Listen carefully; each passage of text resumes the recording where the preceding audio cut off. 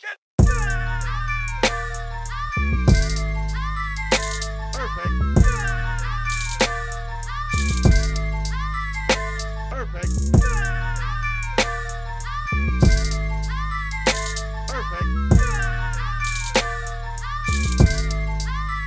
What's up, everybody? I am Thomas, Dope as Yola. Welcome back to the Dope as Usual podcast. We are here to talk about life, accomplishments, drugs, problems, and everything in between. And I know I say that shit differently every fucking time. I'm sorry. So for everyone on the road, please be safe. Please, if this is Monday morning and you're listening, it's Monday. I know it's the shittiest day of the week. You got 5 more days, but you'll get it. Once you get over that Wednesday hump, Thursday ain't shit. And it used to be TGI Friday, but you know. Wait, do they still have TGI Friday, Marty? Hell no, they don't have it. They don't, huh? Okay, no. Yeah, never mind. So I'm sorry. We're starting that shit over though on Mondays. There we go. Monday is the podcast, so that's your new Friday, even though it doesn't help the next 2 days you got to go to work. So like I said, if you're in the car, thank you for listening. Thank you for giving us some of your day. Thank you for giving us the opportunity to hype you up before you go into shitty work. I'm sorry. But if you're at home chilling by yourself or you're just smoking weed, hey, what's up? Now you have someone to hang out with. If you're chilling, hang out with your homies, which we hear all the fucking time. Hell yeah. I'm happy that you guys come here to watch me and Marty like I used to watch The Simpsons, like just waiting. Oh, you know, it's fucking Monday. That's the shit I love, dude. I fucking love it. Thank you guys so much. That was the whole vibe we were trying to create making the podcast. That was the whole get people goal. hyped the fuck. Like, I got weed, I got something to drink, no one's home, let's fucking chill. That's the vibe I want to give you guys. I want you guys to be excited. You're coming to hang out with your homie every Monday. That's pretty much what we're doing. Okay, guys, since we're there and we're doing it again, 10-minute nice guy clock, all right? We're here. So let's start talking a little bit. Guys, it's the end of May, all right? This is going to come out obviously next week, but it's the end of May. That means if you guys haven't been watching the news, I haven't been, but I just see these things on the internet. Apparently, I don't know if you saw it, Marty, June 1st, they're disclosing what they know about aliens, which sounds fucking stupid. That's more like, I sell packs to this guy for $10,000, but he doesn't know I get him for $1,000. But, you know, June 1st, I'm going to let him know, you know, we get him for $6,000. Like, they're not going to tell us what they really get it. Like, could you imagine? It's not coming. It's what they're going to let you go. Hey, you dumb motherfuckers. This is what you're allowed to talk about. This is what you can hear now. Like, bullshit. I feel like they've diluted it so much now. It's like so normal to go on World Star. Government confirms new UFOs. Yeah, confirms. Now you're talking about You're almost like after the pandemic and everything. Like you really got to come. You got to come full blown Independence Day, Mars attacks for us to give a shit. But then again, I hope that doesn't come to that, man. Of course. I don't want to be fist fighting no fucking aliens. They're going, what is this pain thing? Like, oh damn, I lost. I already lost. We've seen it in Mars attacks. We've seen it. I'm the president. I'm dead. We've seen Independence Day. I'm fucking Randy Quaid. Those are my favorite aliens, the Mars attacks aliens. I love that. Yeah. Yo, that's when I found out Tom Jones is not American. He had an English accent. I was a kid and go, the guy that sings the crooner music is not American. He has an accent. It blew my mind when I realized Christian Bale is not American, and he's over here taking Batman and Terminator. Like, yo, you came and took that American fucking saga real. But then again, Arnold Schwarzenegger was an American, but you knew it. Yeah, but you knew it. He didn't surprise you with it. Exactly. Like when I was a kid, and I watched my first Led Zeppelin interview, I said, "They're English." I was shocked, and when I found out Pink Floyd was from England, like. What? Yeah, it's worse with the actor though, because they trick you. They're good at it. The dude from Sons, Jax from Sons of Anarchy. The dude from Pacific Rim. That fucking boggled my mind. Okay, you ready? Real quick story. I know somebody that knows him personally, right? And we're just sitting there smoking weed, and I look out the camera because there's cameras there because they're fucking drug dealers. Well, no, it was at a dispensary. They're legal drug dealers. Okay, so I look at the screen and go, "Is that Jax from Sons of Anarchy walking in?" And he goes, "Oh yeah, my bro." And then he gets up and I go, "Really? That dude from Sons?" And it was the last episode of Sons. It came out weeks before.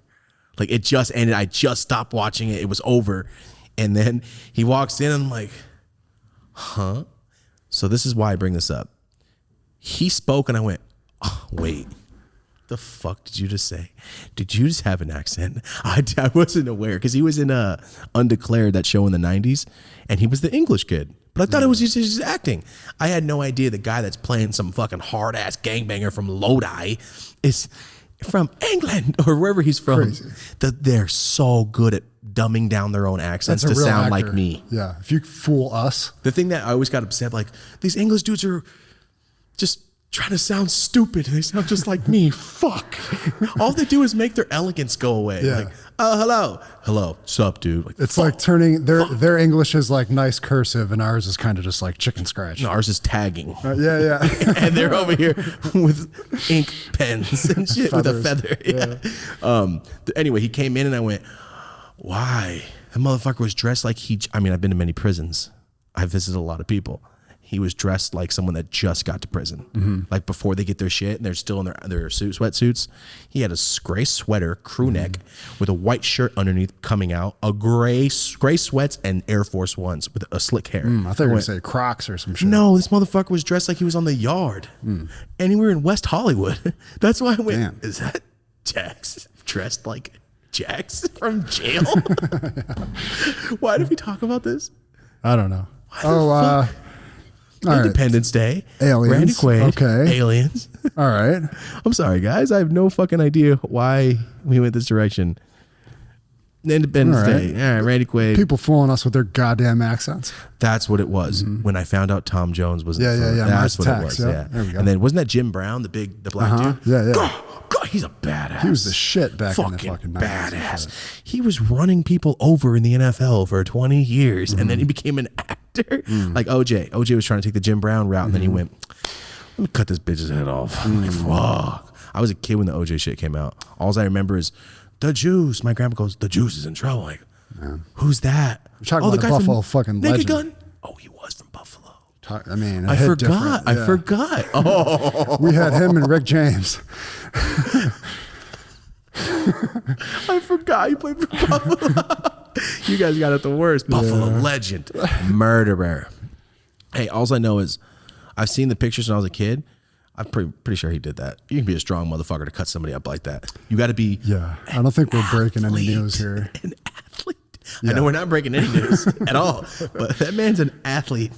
Pretty sure he did that one, unless he paid 4 dues to His do it. psychotic Twitter rants really let me know he's a fucking psycho after he got out. I don't follow. Oh yeah, you might want to tune into those. He's just honestly, I don't know what the fuck I'm speaking about, but I've seen some Twitter clips of "Hey Twitter world," and then he starts ranting about like, like how he put out that book, like "If I Would Have Killed Her." He does inappropriate. What? He put out a book called like "If I Would Have Did It." I need to start paying attention because I didn't know that was real. This sounds like a Family Guy episode, man. Yeah, This does not sound real. Yeah. He put out a book called "The Way I Would Have Did It," though. Wait, what? Yeah, look it up, please. O.J. Simpson book. How to stiff arm. I did it. It's called "I Did It." If I did it, they What put a that dick. if in They put it hella big in the middle. Yo, fuck it. You know what? He's getting his money back. All these book sales, I'm man. a fucking cover art designer, and I still don't see the if. All It I just see says is I I did did it in big red ink here. So Where's the if? That's fucked up. They really try to sell. That's what you call clickbait, guys. yeah, That's what you call clickbait, all right? yeah, that's what you do when you're getting ready to go to jail for fucking stealing your own shit back, and you got. I was in college when that came out. And OJ, if you guys didn't know, OJ Simpson went back to prison for stealing his own memorabilia from a guy that stole it. But he had him at gunpoint. So he did aggravated robbery. Yeah, that'll do it. You know what's crazy is I would have done the same fucking thing. If somebody owes me money, I'm like, I'm going to go kick your fucking door in and take something. Not to talk about certain things, but what we just talked about the other day. Yeah. Like, do they not realize? I know where you live, motherfucker. We won't go, oh, we're at the 10-minute nice guy clock. Yeah, okay, we're good All now. right, so let's get into it. So here we go. The other day, some shit happened. I'm like, it's my motherfucker. That's our money. Like, I know where you live. That's all. We'll leave it there. Like, I told Marty, like, do they not understand? I will show up at your door With a letter asking, with a letter. with an invoice. Here's an invoice. I'm not fighting you. Not steal because that and pull some OJ shit and go to jail. See, what did we learn here, folks? What did we learn? Do not be like the juice. All right. Don't steal your own stuff and your own rights to steal your own stuff. So we'll get past that. Let me light this motherfucking joint. Guys, we're just talking about a bunch of shit from like 1992. Sorry. As per usual. Yeah, that's true. Here we go. Can you bring my motherfucking notes back up?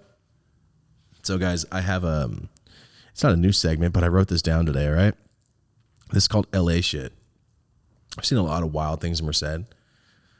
LA's different. LA's like in video games where your level 1 crouch is square and X crouch or XX square does a double jump. Duck down behind. Yeah, that's Merced. And you come to LA and it's like, fuck, a crackhead. Oh shit, how do you dodge the crackheads? So LA's the expert level. So I want to tell you guys something that happened the other day. And I told Marty there earlier, it just shows how desensitized I am to this shit. Mm-hmm. How much I'm like, oh, it's crazy. I don't give a fuck. What did you do?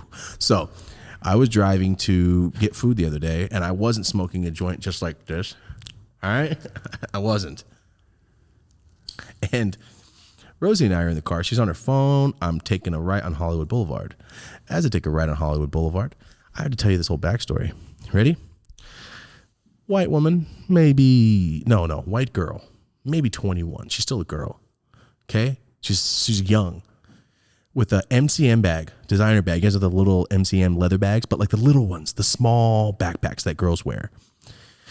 I noticed it right off the bat because I know the MCM bag. I see the bag and I go, oh. So this girl, the way she was standing caught my attention. Like she had her hands on her head. I go, what the fuck? I did not slow down. I didn't pull over. I didn't break my neck. I just looked and went. That's it. Because I'm not trying to cause traffic like all you motherfuckers. It's a car accident. Keep driving. Stop causing traffic. All right. So as I'm coming up, I see the cop lights and I go, oh shit. What did this girl do? Because I can only see the girl, right? Because there's cars blocking when I take a right. This girl, this regular white girl, is wearing yoga pants. You can't have a gun in yoga pants without seeing it, correct? Yoga pants. Like a workout shirt with like it cut off halfway, designer bag, her hair in a bun. I remember guys, this is all I see. And I see her with her hands behind her head, like, put your fucking hands behind your head, like in Cops. We're sure it wasn't a movie being filmed. There was no movies. Right. There was no cameras and one little Mexican guy with a rag. And I'm going to get into that. As I come around the corner, I see her. And as I get around the car, I see she has her hands up, but that's what caught my attention. Like I said, there are 2 cops, guns drawn, screaming at this girl. She has her hands above her head, on the back of her head, facing a dumpster with a bag on, leggings, yoga pants. Remember, it's not like she had a gun. And they're screaming at her to get on her knee, obviously, because I can hear screaming and she's getting on one knee, getting on the other knee. And I'm like, Rosie, look, as I'm looking. And then right behind the cops, 2 steps behind the cops is this Mexican dude that looked like he just got done working like in a kitchen, like a white apron on, but he's got a rag in his hand and he's just doing this. Right behind the cops, like not with them. Just right behind him, like staring at the whole situation. They didn't know he was there. They definitely did not know he was there. He was feet behind him. They have guns out. All right. Their guns are pointed at this girl 5 feet away. So what did I think? Damn, what the fuck did you do? That's all. Not like, oh my God, that poor girl. Like, damn, bitch, what the fuck did you do? They got both guns, 2 young cops, guns out on this girl right in front of a restaurant. So you automatically go to, she must have had this coming. She did something. What did you do? And not like, I know we should be like, no, help. Why? Why do you have your guns? First off, why do you got your guns out? Why do you got your guns out? I feel like there should be a step between the guns. I mean, I understand there's like tasers and shit, pointed at her. It's so much to point a gun at somebody. It's a young girl. Yeah. And I know I guarantee she doesn't have an arrest record. I'm just, by the way she looked like she shops at Target for wine. That kind of girl. You know what I'm saying? Like Pier 1 exports kind of girl. And she had fucking 2 guns at her. And then I continued and went, damn, that was crazy. And they got my food and that was it. So completely desensitized. I didn't go, oh my God. I went, what the fuck did that bitch do? And I kept driving. That was LA shit today. Yesterday. Not done. Some more LA shit. You ready, Marty? You're so desensitized. I came in the other day. I'm like, there was a dude standing on the median of the 12 lanes, 6 in either direction. You're like, yeah, he was fucking tweaking out. Yeah, he's fucking tweaking. I'm like, how did he get there, and how is he going to get across the other side? There is He's no. gonna walk all the way till nighttime. Yeah, you're like, he's and going get to close his eyes and walk across and be fine. He's going to be walk fine. across And the if he top gets of the car. hit by a car, he's going to flip in the air and land like a cat and keep going. For some reason, God likes to spare tweakers. Yeah. And he's like, no. He's been shot 40 times. It's fine. He's been stabbed twice today. He's good. I'm telling you, like voodoo dolls. I'm starting to learn this tweaker math on this shit. Yeah. I Tweaker guess so. math. Put it this way. You know, in video games, you're like creating a character. Charisma, 99. Strength, 99. Tweakers have a fucking death wish, 150. Pain level, 1. You can't knock a tweaker out. I almost had to fight a crackhead. Oh, he was on meth. I almost had to find a meth head in Frisco when I was helping Rosie and her friend were backing the car up. And this, bro, I'm so cautious with everything, and this guy snuck up on me. And he had a face full of boils, and his lips were all bloody, like he had been picking his face. And he had something in his hand. It looked like a little tiny like blade, but he came up to me, "What's up, bitch? What's up? What's up?" I'm like, "Get away from me!" I yelled at him, "Get the fuck away from me!" I didn't want to fight him. Of course not. No, I'm 2 feet from the car. The guy runs off the other way when I yell, and Rosie gets out. "What's up?" I go, "Are you fucking kidding me? That guy almost stabbed me right now." I go, "What?" Back the fucking car up and I'll tell you. And I told him, like, you guys didn't see?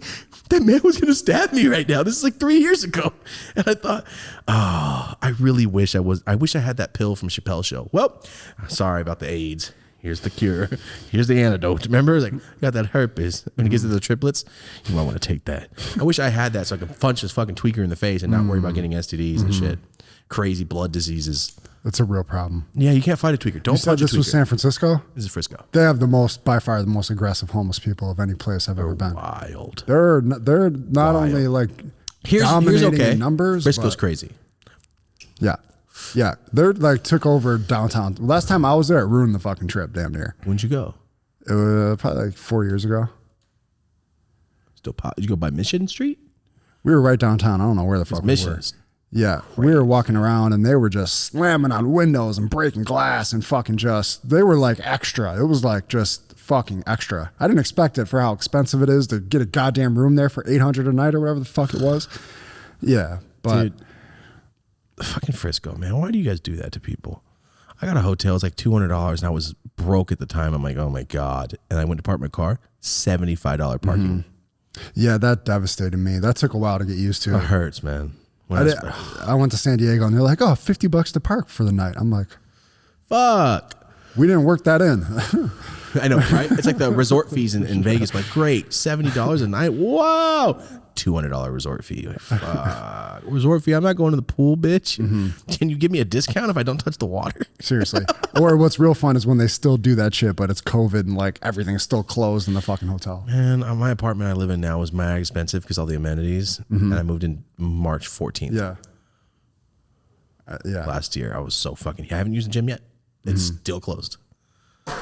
Fucking dicks. Anyway, on to the next thing. Real quick, guys. Desensitized to shit.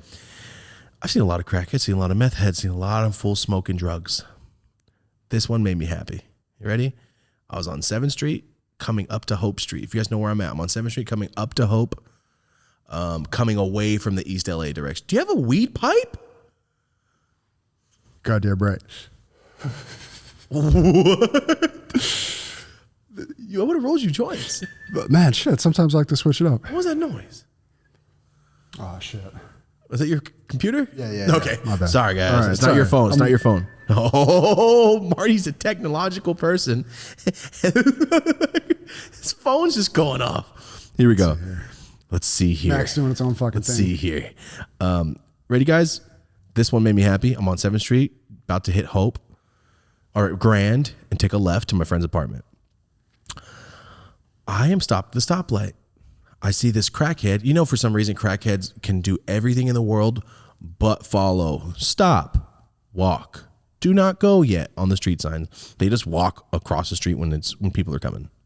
Of course. Once you hit the Pookie, you no longer you jaywalk. That's it. You just jaywalk in front of people. The second you hit a Pookie pipe, it's over. Anyway, this guy was a crackhead, so it wasn't a Pookie pipe. He had a crack pipe. I could see it in his hand. He has a crack pipe. He's got a ladder. He's just fucking with it. Walking in front of traffic that is coming. So they have to stop, wait for him to do the slow zombie walk right? He was a black dude. He was maybe like 27. Not old, but he was gone. Gone. You know where the crackheads, where their pants are like shredded somehow on the back, like where they sit? They were like Blanca. When Blanca from fucking Street Fighter, his like pants were just like shredded, like a Hulk. A pirate or some shit. Yeah, he was all fucking shredded. He had a belt on still, and they were still falling. That kind of crackhead. So he was holding it, and he had a lighter and a crack pipe. So I hear the sirens go on, and there's an ambulance and a fire truck coming from behind us. So I'm already pulled over on the left, about to take it left. So I don't got to pull over. I'm right where I should be. This crackhead's almost across the street. As he sees the lights come on, this fool woke up and like, fuck yeah. This man walked in front, like he went back to the middle of the street, walked to the middle of the street where the ambulance is trying to get through, dead stopped, started doing some like weird Thriller shoulder shake, and just started roasting his shit. Letting out clouds of crack smoke, dude. He started roasting it hard like that. And started like dancing. Like he was loving it. It's like the TV show that he was starring was that fire truck. And as that fire truck got closer, he started like getting in its way. So they couldn't pass. And as they did that, he just started doing that. Roasting it. And then I took a left. As I did that, and the thing is, guys, I didn't go, oh my God, I went, yeah, like, good shit.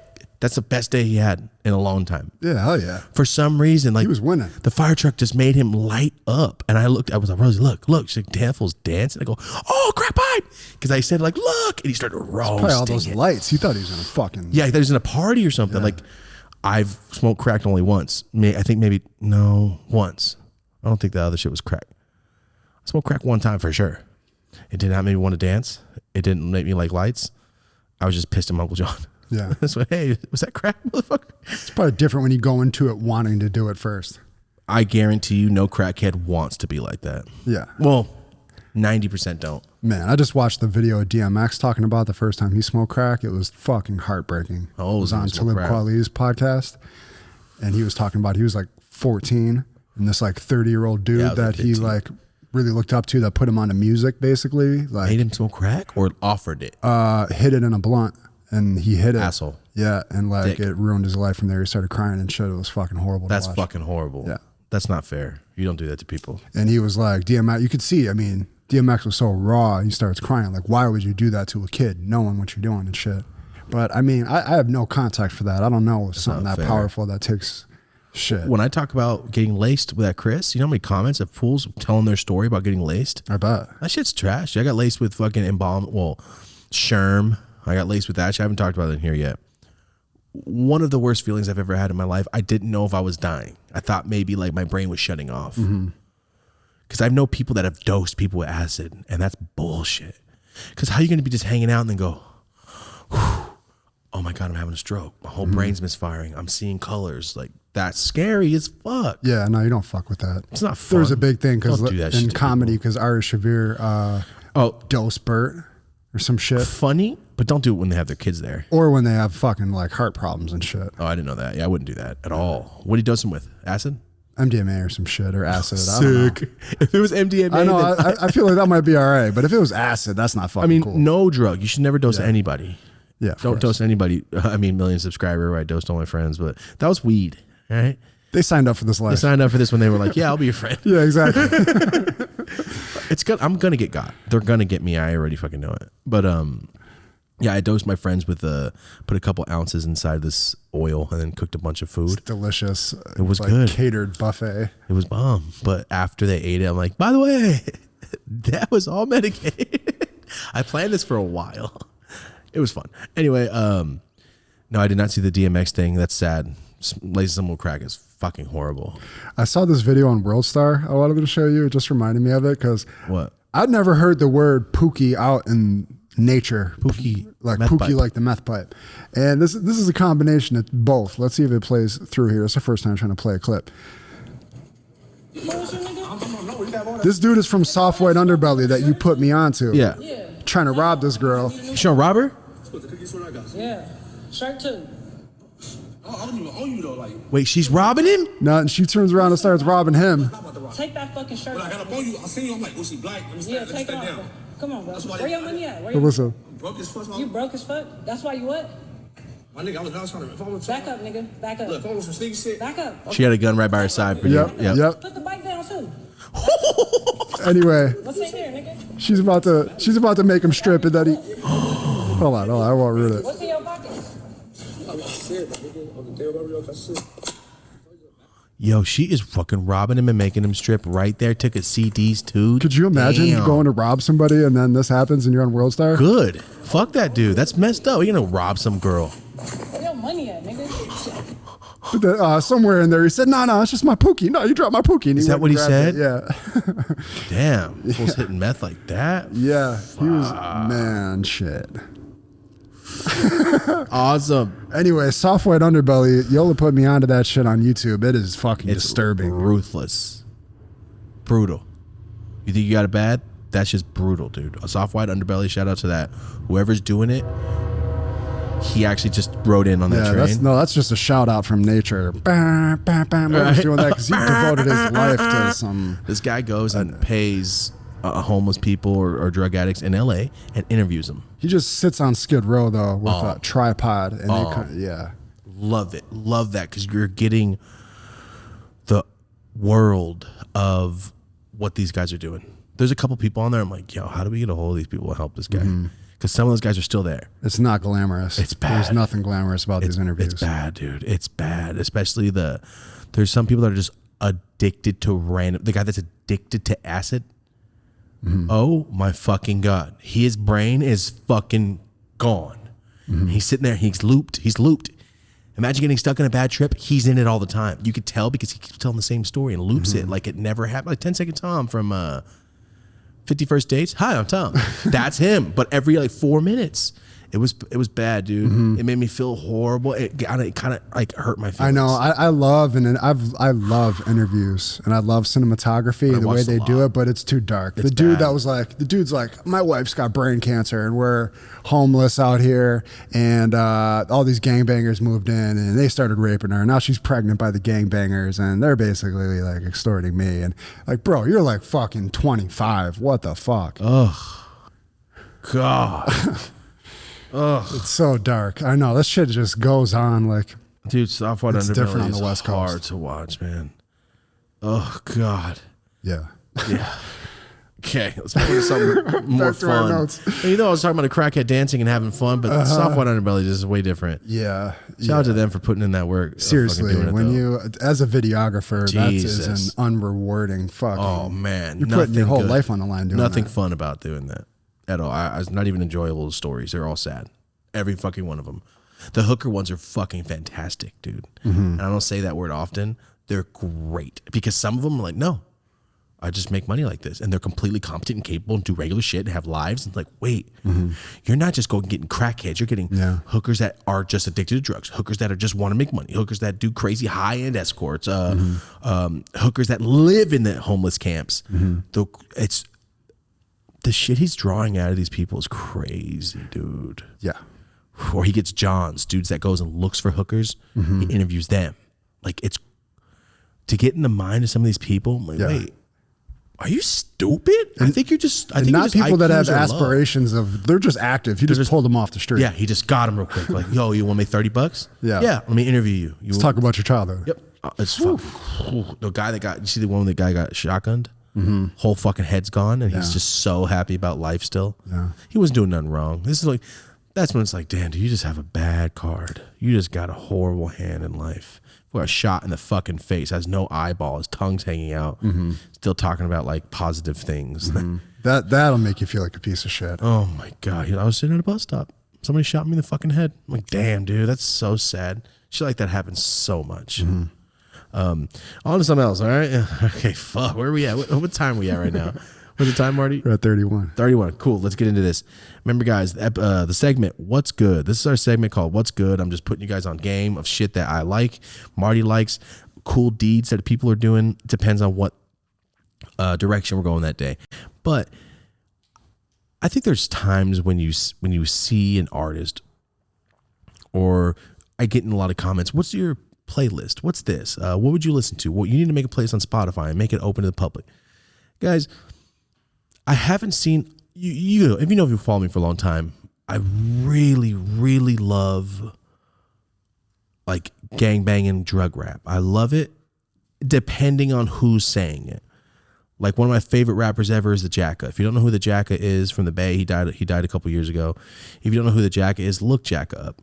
There's gangster rappers and there's gangbangers that rap, and then there's gangster rappers. You know what I'm saying? Like rappers that just happen to be fucking gangbanging ass fools. Poets that are active. And then there's gangsters that are like, yo, let's rap, make money. That's cool too. But when there's like fools that are just talented, and by the way, this is the element in the environment they grew up in. You guys know exactly what I'm saying. There's certain people that are just so fucking good with their words. Like Biggie Smalls was just a drug dealing motherfucker and just happened to start rapping young. Then look, he only put out one album, 2, still one of the best rappers of all time. There's people that make an impact that didn't have much time here. You know what I'm saying? It's crazy when you consider Tupac was like 24, Biggie's like 23, 25 years old. Young kids. Crazy as shit. Kids, man. Little kids. Killing it. Forever making an impact forever of life. There will never not be a cult following for them. Forever. Of all time. And it's very odd to say that because we're all lucky enough to get like 80 something years here, right? So in 25, 30 years, this shit's going to be ancient music. Yeah, I mean, it already is in a lot of ways. But think about it now. When I was, the 80s glam music just left when I was growing up. And it was all, mainstream rap shit that I was exposed to and, that kind of stuff. But 20 years before that, it was all classic rock on the radio. So what is it now? It's all rap. Where's a rock station? I haven't heard a rock station in so fucking long. Where's the biggest rock band now? Can you name a big rock band? Listen, I'm not the one to ask. Oh, you're right. I'm very fucking sorry. The last big rock band System of a Down? Was a rock band that was popular, was like some Nickelback bullshit. Shit like that. I'm like, I mean, no hating on you guys. Well, I don't like your music, but other people do. They were huge. What's the last huge rock band? I don't know. That didn't come out 10 years ago and still big. I'm talking about someone new. Like, where's the Red Hot Chili Peppers of 2020s? Yeah, there's no bands. There's no boy bands, girl bands. It's all gone. Yeah. It's all gone. So I'm saying, I completely got off topic. You went into this talking about your love for fucking gangbang. I know, and then I went the other way. Let's circle back. There's people that make a fucking impact. The second you hear them, you go, ooh. Because I've told you how many rappers I've been like, I called it 5 years ago. I said it fucking 5 years ago. I heard this man, and I went, oh, he's gonna be popping. I know you haven't heard him yet because you're like stuck in your 5 rappers you listen to. So remember when I tell you there's certain rappers that are new that are so dumb tight that you can't deny it. You might want to type this in. All right, Maxo Cream. I don't know. I know the majority of you guys know exactly who this man is. What is it? Maxo, Maxo, Cream. I think Cream with a K though. Dude. Yeah, with Cream with a K. That man right there, I'm calling it now. If he keeps putting out music, by 2030, he'll be one of the dopest rappers alive. God damn, that is a long fucking projection. I know, but you got to remember, nobody thought Snoop Dogg would be here forever. He's fucking 30 years deep. Yeah, but fucking 10, 12 year mark, he was like, that's Snoop. It's not Snoop Doggy Dogg anymore. That's Snoop. You're worldwide done. You're fucking solid. You're that guy. Watch. Okay, sure. Watch. I bet. I fucking love this fool's music so damn much. It's so good, dude. You're gonna it's gonna resonate heavy. It's good. I like how you do that. Good. I really appreciate that about you. How you you got an eye for like deep hip hop shit like that. Yeah, I mean, there's of course if you have 15 songs, 2 of them are mainstream and kind of like a little more like, I guess you would say malleable to the for people to understand like the pop. Yeah, I guess that used to be radio based. That's what I'm saying. There's 2 radio hits per album, but like that's what all rappers have to do. Even Kendrick Lamar's whole shit's all poet and then poetry, and then he's got that humble song. Even though it's badass and it's deep, it's still catchy. Yeah, you have to be appealing to the mass appeal, or it doesn't fucking work. Yeah, this man right here, just wait. On your way home, I'm gonna give you an album to listen to. It's so fucking good. The second I heard it, I went, "Oh, okay." I was 30 seconds in and go, "All right, this guy's a bomb." Yeah. So that's my suggestion for you and for everyone at home that likes rap that can't really go into this week on Spotify. I change it every 5 fucking seconds. I'm like, oh my God, it just sounds like auto tune. I've never done that. It's hard to listen to. Yeah, I'm just not a big fan of easy rap, easy shit. Like Big Sean's cool, he's cool, but his raps are so easy and they're easy to sing along to, and that's what's appealing. Yeah. But the shit that's easy to sing along to isn't always the best. You know? Yeah. I found over the years that I'm looking for the same thing no matter who it is. It's you really getting some authentic shit off your chest in combination with the collaboration with the producer. And it could be like my boy Lucas from Austin. I went down into Austin, walked into a bar, and he was playing. This kid's like 19. As soon as I heard him, I'm like, oh God, I'm getting visuals of fucking music videos and shit. Like his energy with the guitar, he looks like a young Hendrix. Like I'm like, over when I was in Austin those couple months, I fucking dropped all the knowledge I could on that kid just because his energy was that. It doesn't matter if it's rap, it doesn't matter if it's rock, it doesn't matter if it's if somebody's tapping into that, it's all the same. I feel like. Yes, dude. And we talked about music on the last podcast, and do you go through all the comments? I mean, I don't know. I go through a lot. I try to read through a lot of them. Then you didn't see it then, because there's a lot of people like, so what's Marty's music name? Where can we hear anything Marty's ever done? What did Marty do in music? Like, you know how many people ask that? And I go, I'll ask him on the podcast because I don't know how to get a hold of it. You sent me a link like 9 months ago. Oh yeah. Because we talked about it a little bit, but you did music. You said you had your shit on the radio over there. You moved out here to do. You talked about it briefly, but you moved out here because you're trying to get a Dr. Dre deal, right? Yeah. So you're chilling with his son for how long? Months, hanging out, being friends. You guys are doing your thing. You're still doing your music, and then you realize, oh, this podcast thing is way more direction of what I can do brand wise. Because I had never made $1 doing music. I had spent, it was all, like they say, all money in, no money out. Yeah, it was. And I was just getting to the point that I needed a career, and I was just fucking sick of dealing with how music is, and I was just over it. And I had opportunity and I was given opportunity. That's what it was. Yeah. I knew how rare it was. So when I got it, even though it wasn't in what I wanted, I was ready for it and just jumped on it. And you didn't do the G Unit thing. Why? Well, there was a lot of variables in that. It was just some music industry shit, basically. But you're sitting there. But like it happened when I was meeting with them, and when I went and met with him and all that shit, he had hit his point and was on the decline of G Unit. Like there wasn't I was in the Manhattan office. It wasn't there much longer after that. Oh, I get it. It wasn't like at the pinnacle of success. It was after that, Which isn't bad. No, it was but you want to be on shortly something rising. There after that. Yeah. And I mean, everything that he did really beyond, like after that point that I met him, really wasn't nothing. I'm glad that he kind of fucking seems like a psycho. Even when I met him, he was kind of doing some psycho shit. But I mean, it just wasn't meant to be. It was cool though. There's regular psycho shit, and then there's shit that's like, yo, that fool's crazy as fuck. But you got to know him. Yeah. Now that I know now, to me, it was psycho shit then, but it really wasn't. All it was. So like, I took a train down to. This is funny. I took a train down to. I don't think I ever told you this. Down to Manhattan, the Greyhound. I was on this type of shit. I'd straight up 8 Mile shit. Take a train or Greyhound down to Manhattan. My manager at the time worked in the G Unit office. I knew him through one of my boys from Lackawanna, just a random connection. My boy Mooney, his cousin, was from Manhattan, and he was their like receptionist. So I started building a relationship with him, started getting this kind of like deal with them, and then I went down there for like a showcase. I was staying at my boy's cousin's family's house, which was crazy because they were like Muslim, and they let me come and stay at their house for the weekend, and they just showed me love, drove me all around New York City, all that shit. What, do Muslim people not fuck with rap? In my experience, listen. Of course, they don't fuck with rap, but they I have don't. No idea. They don't fuck with strangers. They don't fuck with white people. Like that. I don't they fucking came know. And just welcomed These you were in. complete strangers to me. It was just cool that they were super dedicated. If you're willing to go stay at some stranger's house to do this, Yeah. Oh yeah, you were sleeping on whatever you were fucking sleeping. Yeah. On. Gotcha.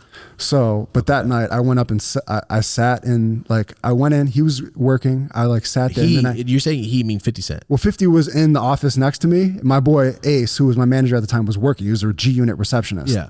So like I came and sat down and I hear 50 talking, and he was like my idol. He was all my boys' idols at the time. He was the biggest out, period. Yeah. And especially in the type of music that we were doing. And he was just, it was funny because he actually talks like you hear him, because he was like, yeah, man, tell them, yeah, man. I all that the, fool's little accent. and I was like laughing. They had all the vitamin water and shit. It was like right when that happened.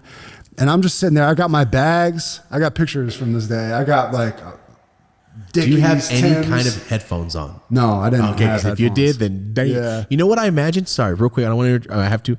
I imagine you looking like the two white dudes from Boondocks. The one that Charlie Murphy plays and Samuel Jackson plays, the fools that are fucking shooting everybody. If you guys watch Boondocks, I feel like Marty's those guys that were ex-soldiers that are just, oh yeah, motherfucker. But you got to imagine a white dude dressed like a G Unit played by Charlie Murphy. Yeah, it's that's a hilarious. very That's crazy amazing. combination. Yeah, bro. I gotta relook that up. Yeah, all right. Sorry. Continue. You're there. You have the bags from that day, the picture. Boom, your Boondocks. Go. Yeah. So I'm sitting there in his chair. There's the wall to his office, and then Ace is like, Curtis, you got a call.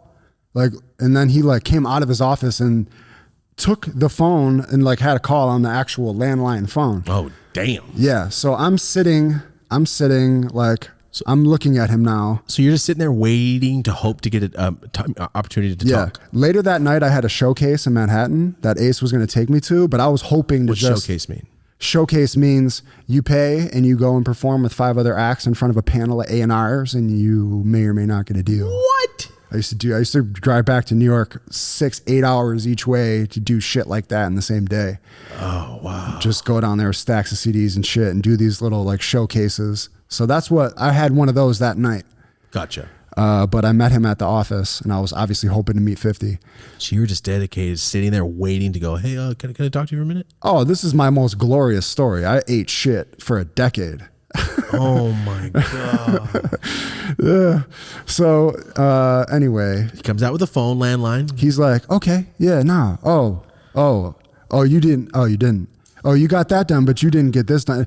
You got, and he starts fucking freaking out on the dude. And then literally he's like, all right. And he starts freaking out. He slams the phone down and he looks over at me like, who's this? Oh, fuck no. You got the worst of it. I'm just sitting there. I got my bags. I got my, Who's this homeless kid? Yeah, basically. I'm just sitting. I'm like 19. You know what I mean? So that's really just how it went. He looked right over at me right after he slammed the phone down. Who's this? Yeah. Hoping you say something stupid so he can kick your ass out. I was a little bitch because I should have been like, bitch, and just went in on him. Like, looking back in retrospect, that's what I should have did. But it was more like, what's up, man? Just slapped him up and like sat back down. And then like, I didn't know it, but I was sitting next to Chris Lighty at the time, who was like the biggest manager in hip hop, period. Puffy's manager, 50's manager. He was like wheeling and dealing on the phone and shit. So then like a photographer popped out of somewhere, and I got up, 50 ended up sitting where I sat, and then like they did like a makeshift little photo shoot right where I was sitting, him and Chris Lighty, Oh, who's passed shit. away since then. So then I took I had a little manila envelope with my fucking press kit, and I went in and gave it to the president of G Unit and like walked around the office, and then came back and sat back down, and then we went and did the fucking showcase. Yeah. But that was the only time I really met him. Oh man! So in retrospect, it should have been like, bitch. Yeah. Should have Started dropping bars shoved on him in the and chest shit. and started rapping. Yeah, yeah. Should have swooped his chain off and be like, you'll get this back when you can freestyle. I was better that than me. dude. Like, oh shit! Yeah, that was a moment that was a really big life lesson for me, because I realized like, Took advantage of what you if had. this ever happens again, you got to just fucking go in. So that they gave you your press thing and they went, okay, cool. You're another random fucking person trying to get into music. Yep. We don't want you here, basically. Cool. Yep. All right. Totally fine. But that made enough noise. That the ripple effect of doing that made enough noise, because this is like early MySpace days. So if you go and do some shit like that, this was when even just getting on a feature with somebody could make you a star. Yes. It was different. So there was a much bigger chasm to being like a famous act.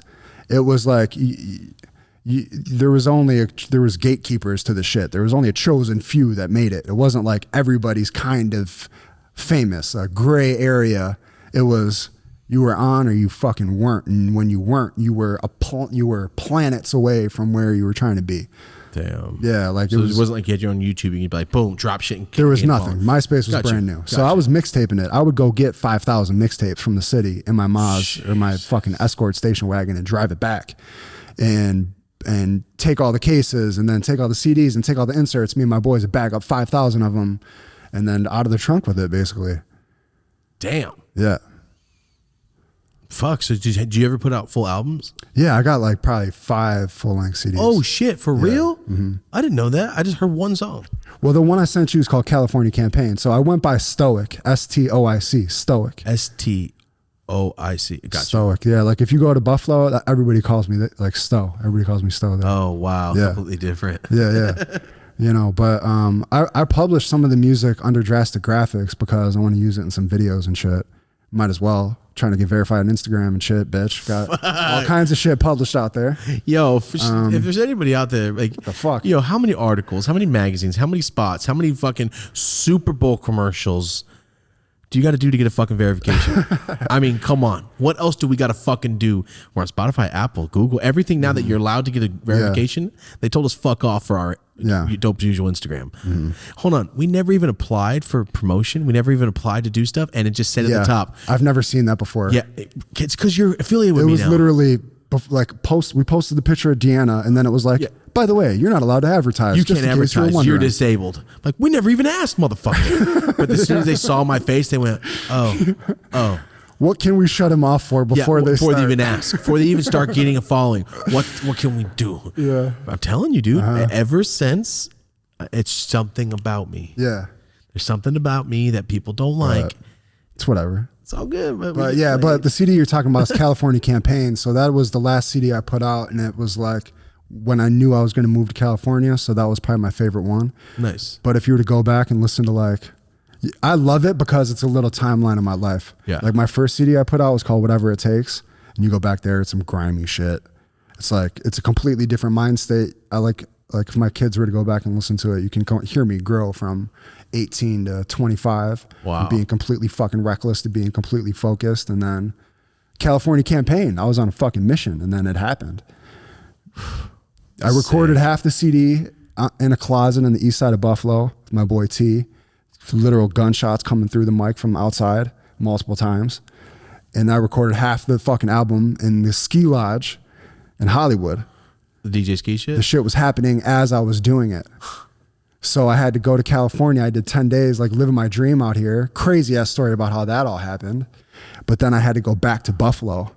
At a fucking collections job in winter. And like, that was it. Yeah. That's all you needed to see was like, by that next spring, it was over. This could be it. Yeah. I was ready to put my life on the line for that shit. I totally understand. Yeah. Damn. So that answers your question, guys. For people that keep asking in the comments, there it is. STOIC. California Campaign. Damn. Yeah, it's pretty cool. It's all original music, no mixtape shit. What do you mean mixtape? Like sampling? Like it's all like I go in with producers who play instruments and shit. Oh shit. Yeah, like if you look at Griselda, all the studios, like the Goo Goo Dolls studio in Buffalo, I love seeing that shit. I love seeing those pictures out of GCR in Buffalo, out of the studios, because I love seeing that success come out of there now. It's fucking awesome. That's cool. Yeah. That's why it's different for you. Yeah, it's completely different. With the success coming out of Buffalo right now, it fucking just makes me happy every day. Good. Like I said, what was he gonna say? God, dude, sorry. I just fucked my words up so bad. I can't even remember what I was gonna talk about right now. I just fucked my words up and forgot. Hey man, that weed is strong. It's the True Classic from True OG. Oh my God. You got a fresh batch? Yes, fucking high. Damn. Sorry, podcast. Here we go. Snap back in. I was literally imagining snow and you walking around with big ass boots on. That's how I was imagining, like Marty with a big coat, a sideways fucking fitted hat. Yo, you are the dudes from fucking Boondocks, man. I'm telling you, that's what you are. Oh my God, all that was from that? Okay, Maxo Cream. Yeah, go check out Maxo Cream. Yeah. So for some reason, guys, on the interview with the drug dealer episode, I cut it out of the YouTube clip, all right? Wait, is it in the audio? Yeah. Oh. It's in the audio already. I never even it's thought live. about that. Well, yeah, it is live. We did Okay. put that out early. So I'm gonna take it out of the YouTube version. Okay. I met Geraldo Rivera, and I said Greg Giraldo, the comedian, and it makes an honest mistake. no fucking sense on why I mixed those names. What do you up mean? to They me. both got Geraldo in there. I mean, it's pretty Greg Giraldo, close. Geraldo Rivera. Oh, they're right there. Yeah, okay, It's the okay. same fucking name. Anyway, I fucked that up in the dealer's audio, and I realized, like, damn, why you hiding the weed, Marty? You'll be all right. You'll be all right.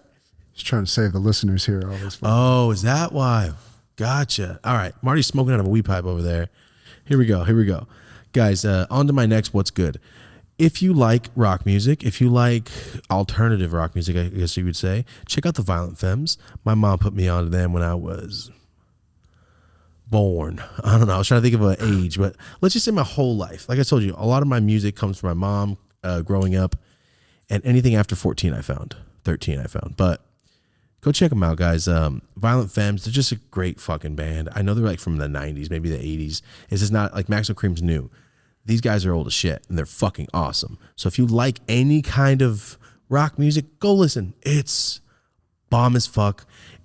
I find myself listening to it every week. No matter what new station I'm in, I always just the Violent Femmes for a minute. I don't know what it is about speeding, smashing in the car, and listening to this band is fucking awesome, dude. I know I probably should have said that, but fuck it. All right, so we got Marty's rap career story right here. Talked about Maxo Cream, Violent Femmes. That is going to conclude What's Good. That's our segment of What's Good, and that is the longest rant. I ranted for so fucking long right now. Guys, I try. Every time we start, let's just try to keep this hour and a half. It's not going to happen. What are we at? I guarantee we're at like 51. What are we at? 55. Fuck. Okay, here we go. Sorry, guys. We're trying to keep them tighter because I'm out here rambling, but here we go. Marty, I have a question for you.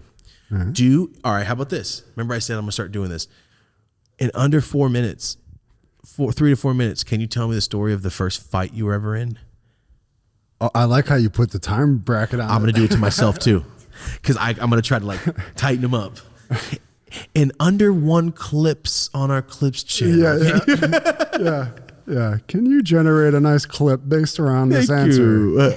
Jasper, here. First fight where you went and you got that adrenaline.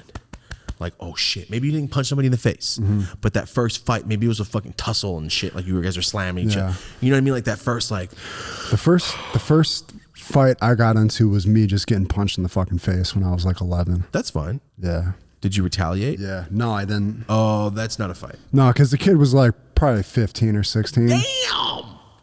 Yeah, it was. I didn't expect him to do it either. It was completely unexpected. What happened? Like, we were playing football, and he was like pushing or doing some extra shit to my one friend, and I was not expecting him to fucking blast me in the face, but I remember he like pushed him in the back or something extra, and I just went up to him like, stop fucking with my friend, basically, not thinking that we're all friends, and the kid just blasted me in the face. Just clean cross I had glasses on too at the time. Cut my fucking eye, all that shit. So like, yeah, I got up and told him he was a piece of shit and fucking took my ball and went home. Oh, pissed. Yeah. Pissed. So what was the first fight? The first fight where somebody actually tried to swing at you too? that was probably like in high school. Probably more like wrestling though. Yeah. What was it? What was the story? I need to hear. I remember I wrestled around pretty good with a kid on my basketball team one time. I don't remember what it was over, but like I remember there was like a little common waiting room and he was sitting in there and I went in there and just fucking dove on him, all the fucking tables and chairs while fucking went everywhere and we wrestled around and shit. Probably, I mean, there was really just some little shit like that until I got a little bit older. Hey man, that's fine. When's the first fight, Marty? Yeah. I mean, it's just, I would say like in high school, I got into a couple little things like that. Like I used to stick up for girls a lot too. Girls would wrap me up in their shit. Like if a dude was fucking with them, there was a couple times. Did you at least get to bang those girls? I'm sure I did if I would really think about it. But the one I'm thinking about in particular, no. Okay. There was one girl who did it to me kind of Just twice. getting beat It up was like all the my time. girlfriend friend. That's different. You have to help. That's like your friend. Yeah. Where I got into an actual fight with one kid in school, like at the lockers type shit. think about it, I also got kind of pushed into some fucking lockers and got into a little fucking fight at a different point in fucking high school, now that I think about it. But there was also a situation with that same girl where I ended up fucking pulling a gun on one of these kids. Oh, fuck. And that was, You didn't shoot him? fuck no. No. But you had to pull a gun out? I pulled a gun to scare him, allegedly. To get him away? Yeah. Well, to let him know to stop fucking, like they were really seriously harassing this girl. I get it. Now, I thought you meant something else. I was a fucking retard about it, though. I really was. I was really naive and stupid for when I was about 18 or 19 as far as shit like that goes. Just being real fucking stupid and naive. But probably by the time I was like 18 or 19, I feel like, and I was so deep into music, I had so many boys that were fucking, it wasn't like a gang, but you knew you were getting all of us for sure. Yeah. You guys were, that's how tagging crews start. Yeah. And then they turn into gangs. Mm-hmm. Yes, I gotcha. That's how rap groups become fucking, go to prison as a gang, man. Because they're just hanging out and like, we're not a gang, but we all will shoot you. Yeah. There was a lot of that. There's a lot of situations, even up until recently, there's probably been like 15 instances where I really had to fucking press somebody to the point. But I'm not the type to even I don't want to fucking fight anybody. I've known since I was young I didn't want to fucking fight anybody. I don't like fighting. Because I don't want to I've seen people get stomped the fuck out. I've seen people go to jail. Yes. I'm not, like, I'm on a mission. I'm not, you have to basically do something to like my wife or kids to make me snap into that. Yeah, I don't, my thing is, I don't like feeling like I'm mean to somebody. Like when I got in my first big fight when I was a kid, as I'm hitting him and he started crying, like I started feeling so bad I stopped. Mm-hmm. Like even though that kid's a piece of fucking shit and I want to kill him, I'm not gonna. Mm-hmm. The second I feel like, oh, he wants me to stop, he's hurt. Mm-hmm. He's scared of me now. Mm-hmm. Like then you start feeling evil. Like but then you know you're going to jail too. That's the thing. No, I'm talking about as a kid. Like that's when I knew I don't like fighting. Of course. I mean, who wants to fucking feel evil? Some kids want to. As soon as they see somebody crying, like fuck you, fuck you. Scott Farkases of the world. Yeah, the weirdo kid, but not even weirdo kids. UFC fighters, like I want to knock that motherfucker asleep, and I'm gonna start training. I'm gonna start training so I can kick you in the mouth. Mm-hmm. That's different. I don't like feeling like I'm the cause of someone being hella scared or yeah, hurt. Of course. Like that would make you a piece of shit. Right. So that's why I don't like fighting. Yeah, because. And like I said, unless you do something crazy, I'm not gonna. First time I ever hit anybody in the face, I was 25. Mm-hmm. I don't know if I talked about this. Mm-hmm. I punched some guy in the head because I was always so scared. Like, oh, if I hit somebody and they die. That's the thing. Like when you walk around and you're bigger than 99% of people, I'm not even taller or nothing, but like you come in contact with, strong. Yeah, like you don't want to kill someone. Could you imagine going to prison? Or what'd you do? I didn't mean to hit the guy. I didn't mean to hurt him, and now I'm in fucking prison with you. I loosely told you a story about one of these events when, like, probably a couple weeks ago, where like somebody did do some shit to April, and I really was on a mission to fucking kill this dude. Oh, you talking about the YouTube? Yeah. Guy? So yeah, like we won't talk about it. We're talking about who he is, but I want to lead everybody on. He's a huge YouTuber. I forget where I was even going with that, but there was some fucking told me times. The whole story. Yeah. I stalked this guy's house for maybe like 10, 11 days. Like, what? Yeah, I was like waiting on the ditch. Like, I was ready to kill this man. It was horrible. I hate that. That was a whole chapter of my life where I was plotting on this fucking fool. And then we ended up moving here. This fool's crazy. Yeah. I was calling from payphones and shit. Calling him from Marty stalks some man so he can fucking stomp him to death. I felt like I had no choice. That was the point. Like I felt when he did what he did, You're in the right. I was totally in the right. I'm like, fuck. Let's leave it kind of vague though. I'm on a mission. First of all, I'm freakishly on a mission just in general with life. Thing. So for you to take me off my mission and now it's like, I know I'm gonna go to fucking jail. Fuck. I got a fucking 6-month-old, 1-year-old, whatever time frame this was. Yeah. But I'll tell you, yeah, that's the worst thing. It's like, man, I'm doing so good, and now I have to go to jail. Now I have to divert my fucking all this. Yeah, it's just like a bummer. Like, oh my god, it's like when girls know they're gonna whoop a girl's ass. Like, all right, hold on, fuck, and she's taking her earrings off. Be careful of that girl. Yeah, that's the kind of level you're at. Like, it was even worse because the dude went to jail. They're like the people. It was a known thing what the fuck happened. So it was like when he Everybody knows what he did. Ugh. Anyway, we'll stay off it so much. I can see Marty. We'll keep it at that. We'll keep it at that. Yeah, but that sucks. That happens to dudes. I mean, vaguely especially talked when you about have a wife or whatever, especially when you're young and you're in a shitty little town, you get put in these predicaments. You were so mad telling the story. You literally said, I vaguely told you. No, you told me in clear detail what you did. And the shit, I was in a ditch. You told me, man. Like, Nah, that was scary. It was Halloween too. We were like, bro. it was a mask with a fake knife and a real one. But it's like, how do you react? Nobody teaches you how to deal with that shit. That's why I always say, dude, I'm so happy I grew up a nice kid. Yeah. Because I would be a murdering motherfucker. All these guys that get caught in Merced. You know how many gang murders or Merced when I was growing up? And they always got caught. Mm-hmm. And I always thought, like, you got caught killing somebody on 6th, on 8th Street, on 9th Street. How did you get caught? No one had a ring. Mm-hmm. There was no fucking cameras in the ghetto. You got to be real reckless back then. You got to be reckless. When I was like 22, my little brother, I have multiple brothers. My little brother, remember I told you my dad got married to a lady and she had 3 kids. So not the older one, the middle one is like, well, I'm tight with, like, we grew up together more. Mm-hmm. Like, it's my brother Martin.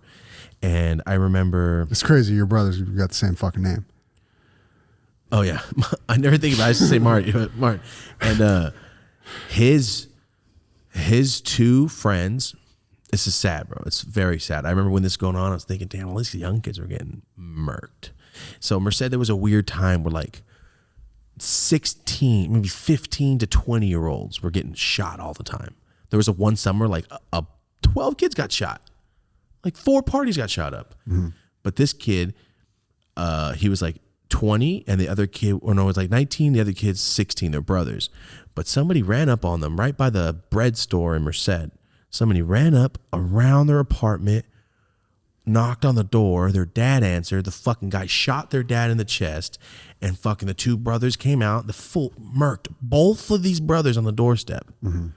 Dad lived, killed both of these boys, and the mom runs out to find her whole family shot up on the porch. Mm-hmm. Like, you know what I'm saying? Like, what the fuck did you do? What could be worth all that? Like, nobody caught. Mm-hmm. Because this fool came masked the fuck up, ran. He's only got caught on 1 camera, like by a Jack in the Box, I think, or by the DMV. They caught 1 camera of the guy, but he ran off into the ghetto like you're supposed to. But so many people get caught. Bro, this all came up. I'm so glad I'm nice because there's so many easy ways to kill motherfuckers in the ghetto. But now it's harder because of rings. People got camera phones. But I remember hearing one of my boys justify it like, he was like thinking out loud to himself, like, knocking a motherfucker off in the hood like isn't the same as like a regular person is what he was saying. That's fucking that was bullshit. The gist of it. He literally used to say crazy shit like that. Like, if I could himself nothing. If I could take the life of a goldfish, I could take the life of a person. Damn. I remember, like, it's all life. I was like, damn, that is a dark way of thinking about shit. Bad. I was just remembering though that the dude last solo episode I was telling you about that facilitated that whole situation, I punched him clean in the face prior to that happening. That was like an overt me like looking to punch somebody in the face. Oh, that's how we started with. Let's get off this murder shit. Back to the fight. Your first fight. Yeah. All right? Yeah. That was your first fight. You ready for my first fight? It's not as baller as yours. Your fucking string of punching people. My first fight ever, guys. My mom moved with my dad to Clovis, which is Fresno, basically. It's an hour away from Merced. So I am 4. Beauty and the Beast had just came out, right? And Gaston. When you're a little boy, Gaston's rocked out. All the girls are on Gaston. He's eating 12 fucking dozen eggs. Fool has trophies. Gaston's the man, right? So first time I watched, I'm like, oh man, this guy's fucking tight. I didn't pick up on the dickhead, subtle alpha guy shit because I'm fucking 4 years old. I just thought like, yo, this guy's, fuck Belle. She don't like him. He's tight. So me and my friend, I'm in Clovis. I live, you know, we have a house. My dad and my mom, my Uncle Abel. We all live, and my Uncle Brian. My Uncle Abel's husband, well, not anymore. My Uncle Abel's boyfriend at the time, my Uncle Brian. And they lived in a room. My mom and dad lived in a room, and me and my sister Shereen lived in a room. And it was a fat house. It was a nice house in Clovis. Across the street was this Mexican kid, and I was friends with him. You know why? because we were the same age and he was alive, I was alive, and that's how you become friends as kids. It doesn't fucking matter. That's how you become friends. So I saw him like, yo, best friends? High five. And we hung out. It was like weeks into me hanging out with this kid. We played dodgeball and like football, just play video games on Sega, little kid shit in the 90s, right? So one day I brought up Beauty and the Beast because I remember we're sitting Indian style, we're watching it, and he goes, all my trophies. Remember Gaston's like, look at these trophies. And he shows his trophies. And I remember my friend looks at me, oh, he's got trophies. I went, ah. And that was the first like bro moment I ever had with a kid. I went, no way. And then we looked at each other like, yeah. And then by the end, I'm like, oh, he's the bad guy. Fuck this guy. Anyway, that's my friend, right? That's a whole backstory just to tell you the kind of relationship I had with this kid. It wasn't very strong. We were neighbors, all right? So one day we're over there. I'm outside of his house and his family's having like a party. So there's a bunch of uncles and aunts, Mexican shit, right? We're all Mexican people. And he has cousins. I'm like 4 or 5. Maybe 4. Nah, shit, maybe 3 or 4, man. I'm a fucking child. I still had training wheels. So let's do that. I walked, it was so long ago, you could walk across the street and your parents don't have to walk you there and make sure you're okay, because my mom didn't give a fuck. She opened the door and I was back when the sun was going down. That's pretty much how it worked, right? Anyway, I'm with the kid. We're all playing, like, we're kicking a soccer ball around. My friend gets close to me. This is where the fight starts. Sorry for this whole backstory, Marty, but I had to do it. I'm enjoying this. My friend looks at me. All right, he's got his cousins. One skinny, tall cousin, tall, but he's like 7 or 8. So he's way fucking older than us, right? Way older than us. I'm not in school yet. That's how young I am. So whatever age you are before you're in preschool, that's how young I am. My friend leans into me. He's got 1, 2, like 3 cousins and my friend and just me. My sister's not there, nothing. I'm just with myself. And he leans into me and goes, hey, we're going to beat you up now. Marty. What kind of evil shit What is kind of that? evil shit, dude. I swear to God, there's something about me as a kid that people are attracted to being mean sounds to like me. it. Jesus people Christ. were fucking ruthless to me. I don't understand. But your mom why. beating you up. You got your sister beating you up. You got Everyone's the kids fucking at the basketball court and then beating you up. I got the first time I ever got fully jumped. I was in 2nd grade, doing nothing.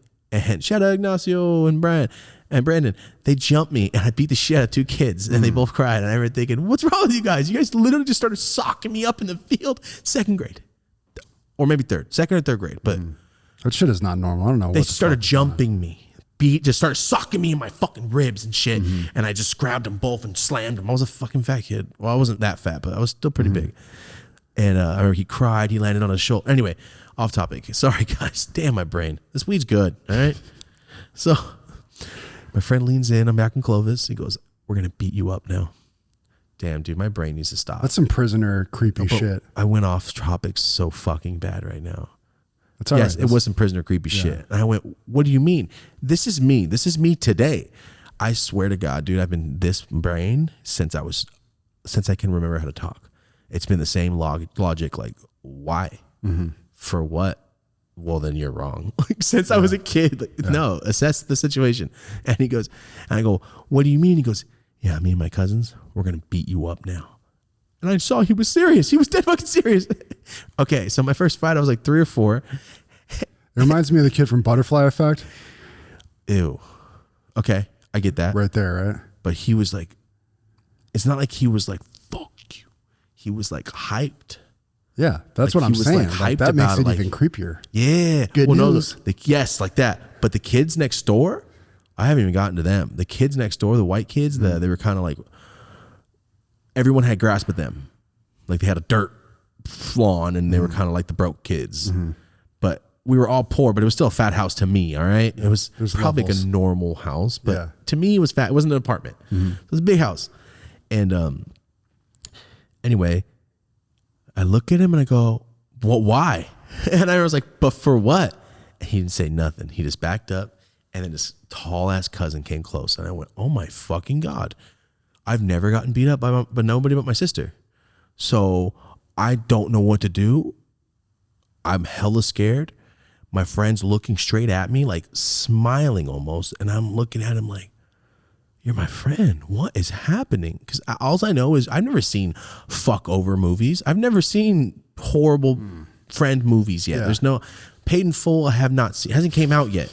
All right. I haven't seen Cameron do that bullshit to Mekhi Phifer. I don't know what's happening yet. I love that reference. You know Thank what I'm you for saying? that. Thank yes. you. So I'm like, but why? And then I just fucking like almost started crying, and I got so mad, and I kicked my friend in the dick so violent, hard. I pointed my toe up. I remember his cousin's coming, and I just went, and I kicked my friend right in front of me. He kicked him in the dick. I mean, I felt my toes stop. Oof. Like I hit him fucking hard. I kicked him with everything I possibly had, toes pointed up, just where I knew, like, I know where your dick is. You're a kid like me. I'm going to kick you right there. And I hit him so, I probably really hurt him, but I hit him so hard, it hurt my feet. I hurt my toes really bad. He dropped to the ground without no yell, just dropped. And as soon as he hit the ground, like, you know, in Jurassic Park when pterodactyls come out, Yeah. like that kid screamed, that blood curdle shit. On a delay. Yeah, like on a, exactly. But his cousins just went, backed up immediately. I went like this and started running backwards. I had my hands up like a crab. I had my hands up like this. No, I didn't know what to do. That's good form. Yeah, You I got backed MMA up. shit going on. Dude, I was scared. I'm like, oh my God, they're gonna fuck me up now. But I just remember thinking, I'm gonna at least hit you once. I was just more hurt that I'm like, wait, what? Why? I remember thinking, but why? Like I didn't get it. Yeah. No, it's horrifying. I backed up. I checked both ways. I knew it. I'm like, check both ways, motherfucker. This is the day you get hit by a car. You're like trying to run away from this. Yeah. Check. That's how it happens. Yeah. I went, ran across the street. I look, and his cousins are all checking on him, looking at me. I run home, and I'm screaming, bawling, crying. I run in the house. I tell my mom, like, scream. I was fucking screeching louder than he was because I was so mad. And I'm crying, and my mom, like, I can see it on her face, like, oh my fucking God, what happened? Because she's like, oh, you're hurt. What happened? And I told her, like, I don't remember his name. I told her what happened. He said, we're going to beat you up now. I remember I'm a kid. So, and she's like trying to like, so he's going to, what? Like I'm crying, incoherent. And she goes, so he said he's just going to beat you up? Like, yeah, and his cousins, and they were bigger. And then, so I kicked him. I had to. And then she's like, no, you're fine. That's fine. You can hit him. Like, you're not in trouble. Because I thought I was in trouble. Yeah. And then fucking 2 minutes later, we get a fucking knock, a loud ass knock. A loud ass knock at the door, guys, and it's him and his mom. And his mom's a Mexican lady, but his mom doesn't understand. By knocking on that door, you open yourself up to getting stomped out. Like you're an unwilling participant. You don't know what's happening because if you say the wrong thing to my mom, You opted in. you signed a verbal contract to get your ass whooped because if my mom doesn't like what you have to say after what I just told her about your kid, the first thing I thought was, oh my God, my mom's gonna fuck you up. And I was fine with it. I was mad. The kid's like 4 feet behind her and he is bawling still and he's holding his like where his dick should be, I guess. Maybe I kicked that shit off, bro. I swear to God, Where his dick once was. I hit him so hard, it hurt my foot, like I said. He's holding his dick. He's just like, he's like trying to catch his breath still. This is all within like 6 minutes, right? I kicked him, ran across the street, telling my mom. A couple minutes later, we get a loud pounding. That's when I went, oh, hell no. Oh, shit.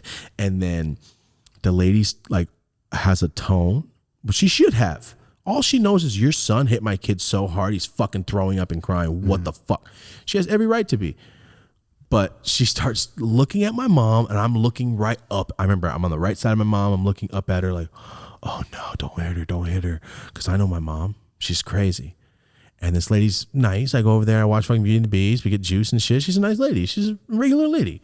So I don't want, but she was loud. She was very loud.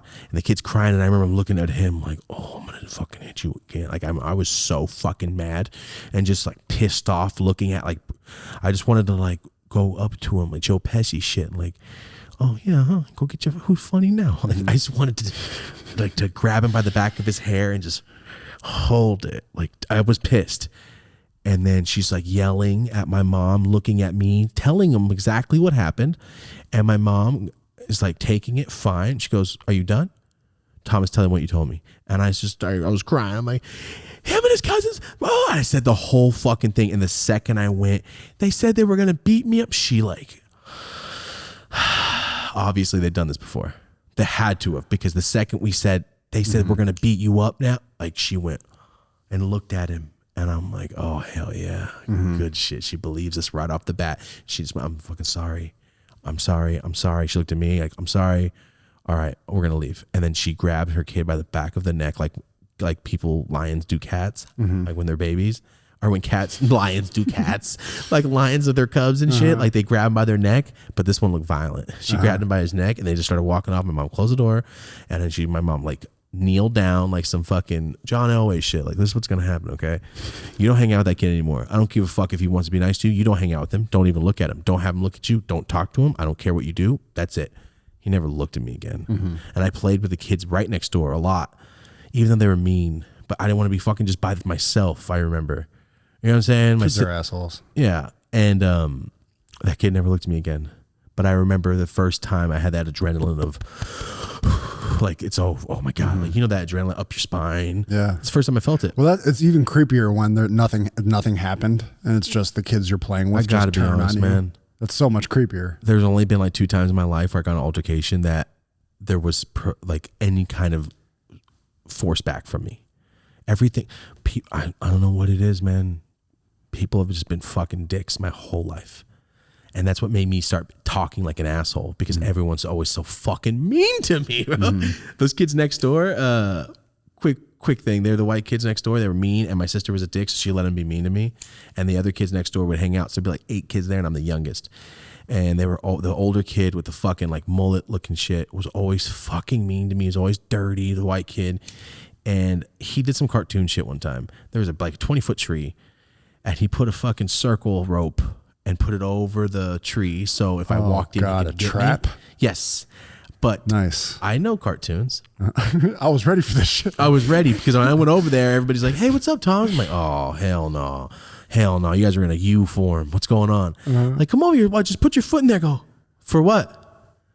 I was kind of like playing like, bitch, I'm not going to get dragged Step in into this the pile tree. of leaves. Yeah, exactly. I'm like, what? All right. And I got close to it just because I wanted to look up and see who was holding the rope. And it was the kid with the mullet. And then I went, you put my foot here, and I fucking pulled the rope, and the kid fell off the tree. He fell off the tree, and he didn't break anything. He fell off the tree, and he did that where kids start doing the out of breath shit. His brother started punching me. And then that was it. I didn't go over there no more. Jesus Christ. But I got him. I made a boy fall at least 10 feet onto his shoulder. It was good shit. Yo, what's up with these side topics today? I don't know.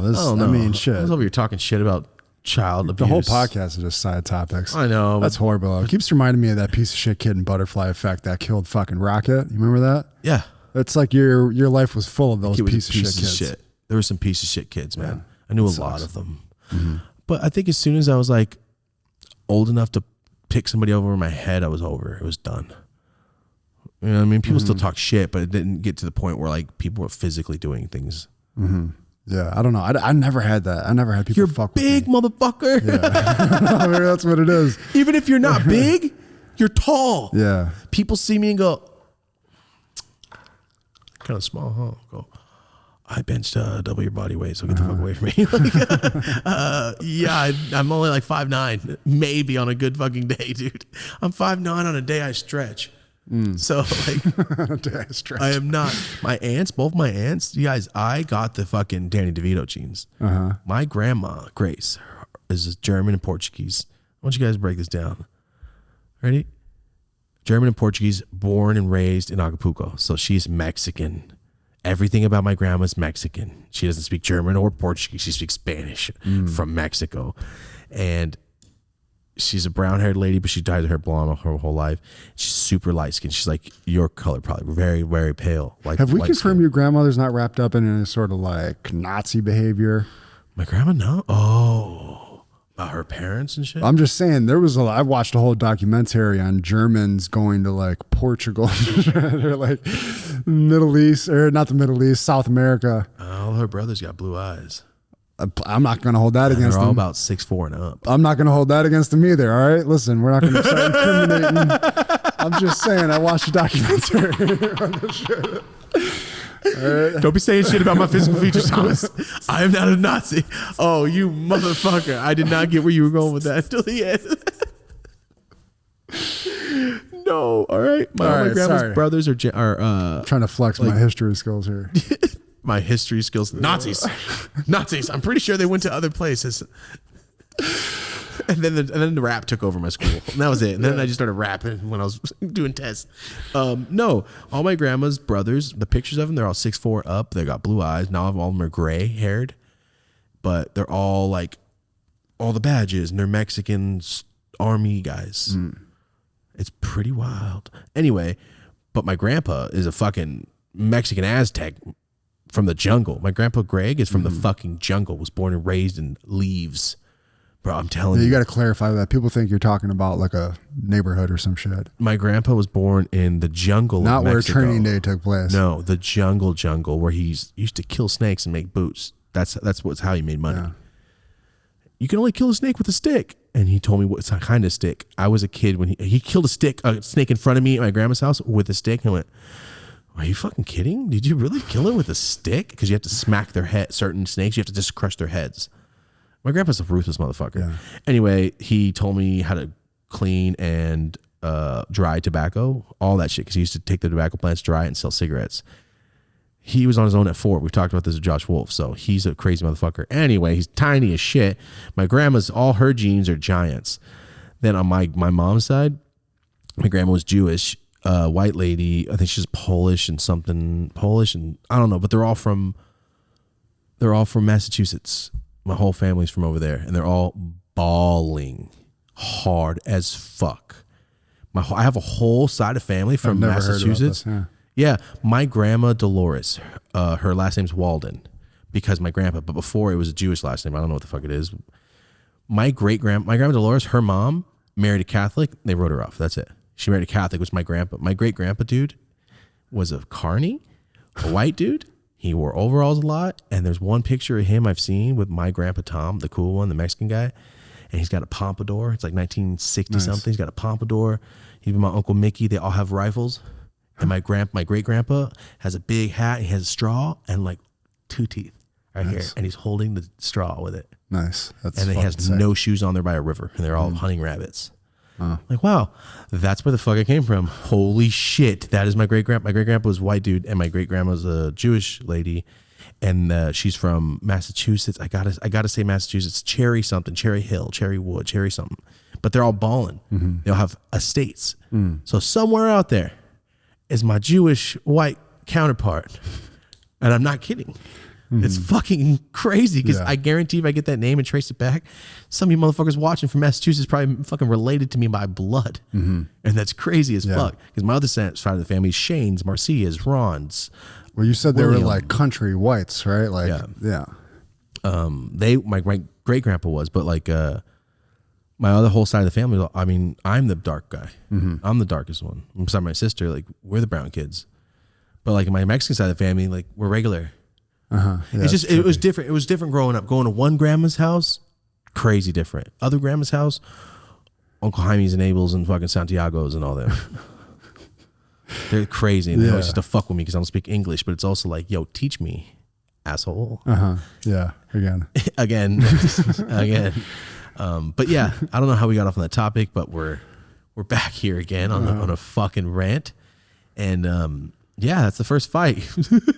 We'll cut that back there. We'll cut off a clip back there. But that was the first fight, okay? I almost got into a fight with an old man about a year ago. This is funny. And it was in the height of my kickboxing classes. So I was doing like kickboxing every day. And I was in the shower and like, we had to park our truck in front of his house because like we were moving some shit out, and like we just parked on the street. That's all it was. We literally just parked on the street instead of our driveway. It's public parking. Yeah. And he came over and he pounded on our door and started freaking out on April, who was like 7 months pregnant at the time, that the garbage truck didn't take his garbage because we were parked in front of his house, and he started like fucking freaking out on her. And then he went back, and he's like probably like he's like definitely a foreign dude in some way, but like, I mean, he lived there. He was like an original owner. So I'm up in the shower. April comes and gets me out of the shower, tells me what happened. And I go across the street to this dude's house who just came and pressed a pregnant woman, you know, full kickbox mode.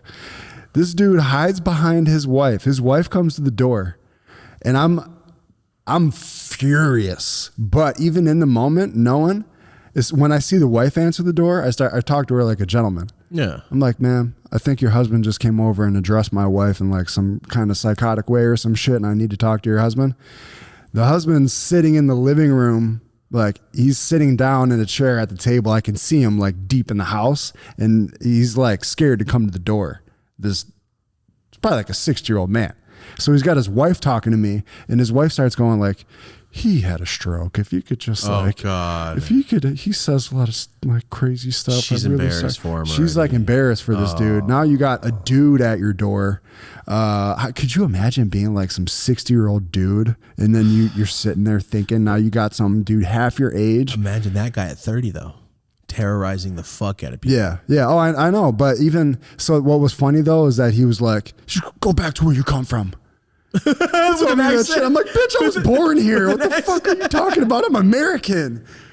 And then I started lying. I'm like, we own all kinds of houses. You think just because we rent here, we are fucking white trash, bitch. We own 5 houses. You don't know shit. You're just talking shit. No, yeah, we didn't own anything. Still don't yet. You're just trying to shit on him. Yeah, just trying to put him in his place. Yeah. Bitch, I'm half your age. We live on the same street. I live across the street from you, dick. Yeah, and by the way, we're allowed to park on the street once in a while. And the garbage truck will always take the kids. Yeah, and what was funny is it was a fucking holiday. That's why. Yeah. Oh, did he apologize? Nope. So anyway, I ended it like, bitch, if you got a fucking problem, come talk to me. And I walked away. And then later that day, like my mom came over, and then I helped her load up her truck and shit. And I saw him like bringing his fucking garbage cans in or whatever. And I walked up to him. I had never seen this dude like before or after. And he's like, I don't want any problems. I don't want any problems. And I was like, listen, I'm going to talk to him like a small boy. I want to shake your hand because of this misunderstanding we had, and I just need you to understand it's not okay to do that. I'm not gonna be mean mugging you every time I fucking walk out of the house now. So we're on the same page. I shook his hand, and that was it.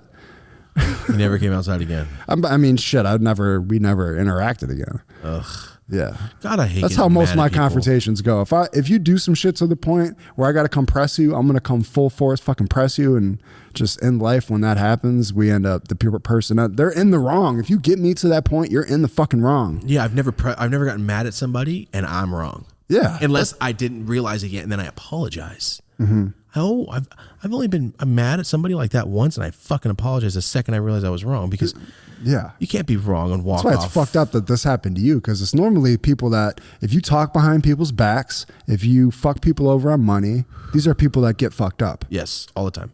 You know, like that you'll randomly see getting just stomped out. Yes. But when you're not like that, that's why I feel like I don't. More good comes than bad. Yeah. So that's one thing to think about. Some people have these instances every day. Yeah. Because they do bad shit. Yeah. So we just get it once in a while to go, hey, you still good? You're still gonna be all right? All right, you're still nice. All right, here's more good shit. Mm-hmm. You still get to work for yourself and do your thing. You do that. Like, so I think that's what it is. It's testing to make sure you're not gonna freak out and be ungrateful for the good shit that comes. Because I get pissed. Yeah. All the time. I go, you know what? I love that. You can't do anything about it. Yeah. Yesterday in traffic, I was in the worst traffic. Went, getting mad is not going to help. And I just stopped. Yeah, really. I know. That's so hard to do, though. Right. I'll be all worked up for fucking weeks over some shit. And it makes no difference to anything. Me too. I'm trying my best to stop. Yeah, I'll hyper focus on shit too. That's the thing. I really, when something happens, as soon as it happens, I'm like, fuck. Now this is on my mind for the next. And it'll stay there for 2 hours. Yeah, right here. It's just there, front and center. It's like not going nowhere. Fucking thing in your way of watching TV. Hey man, we're good. No, after that chopper came down with our last episode and they didn't fucking bust in here, I think after we're we're talking about some shit. Yeah, I know. Yo, let me get onto something. Let me get onto something real quick, guys. I have to tell you some shit happened to me the other day that might never happened before in my life. Okay, I did a video. Oh, that's I put this at the beginning to talk about it, and then I thought about the nice guy clock. So here we go.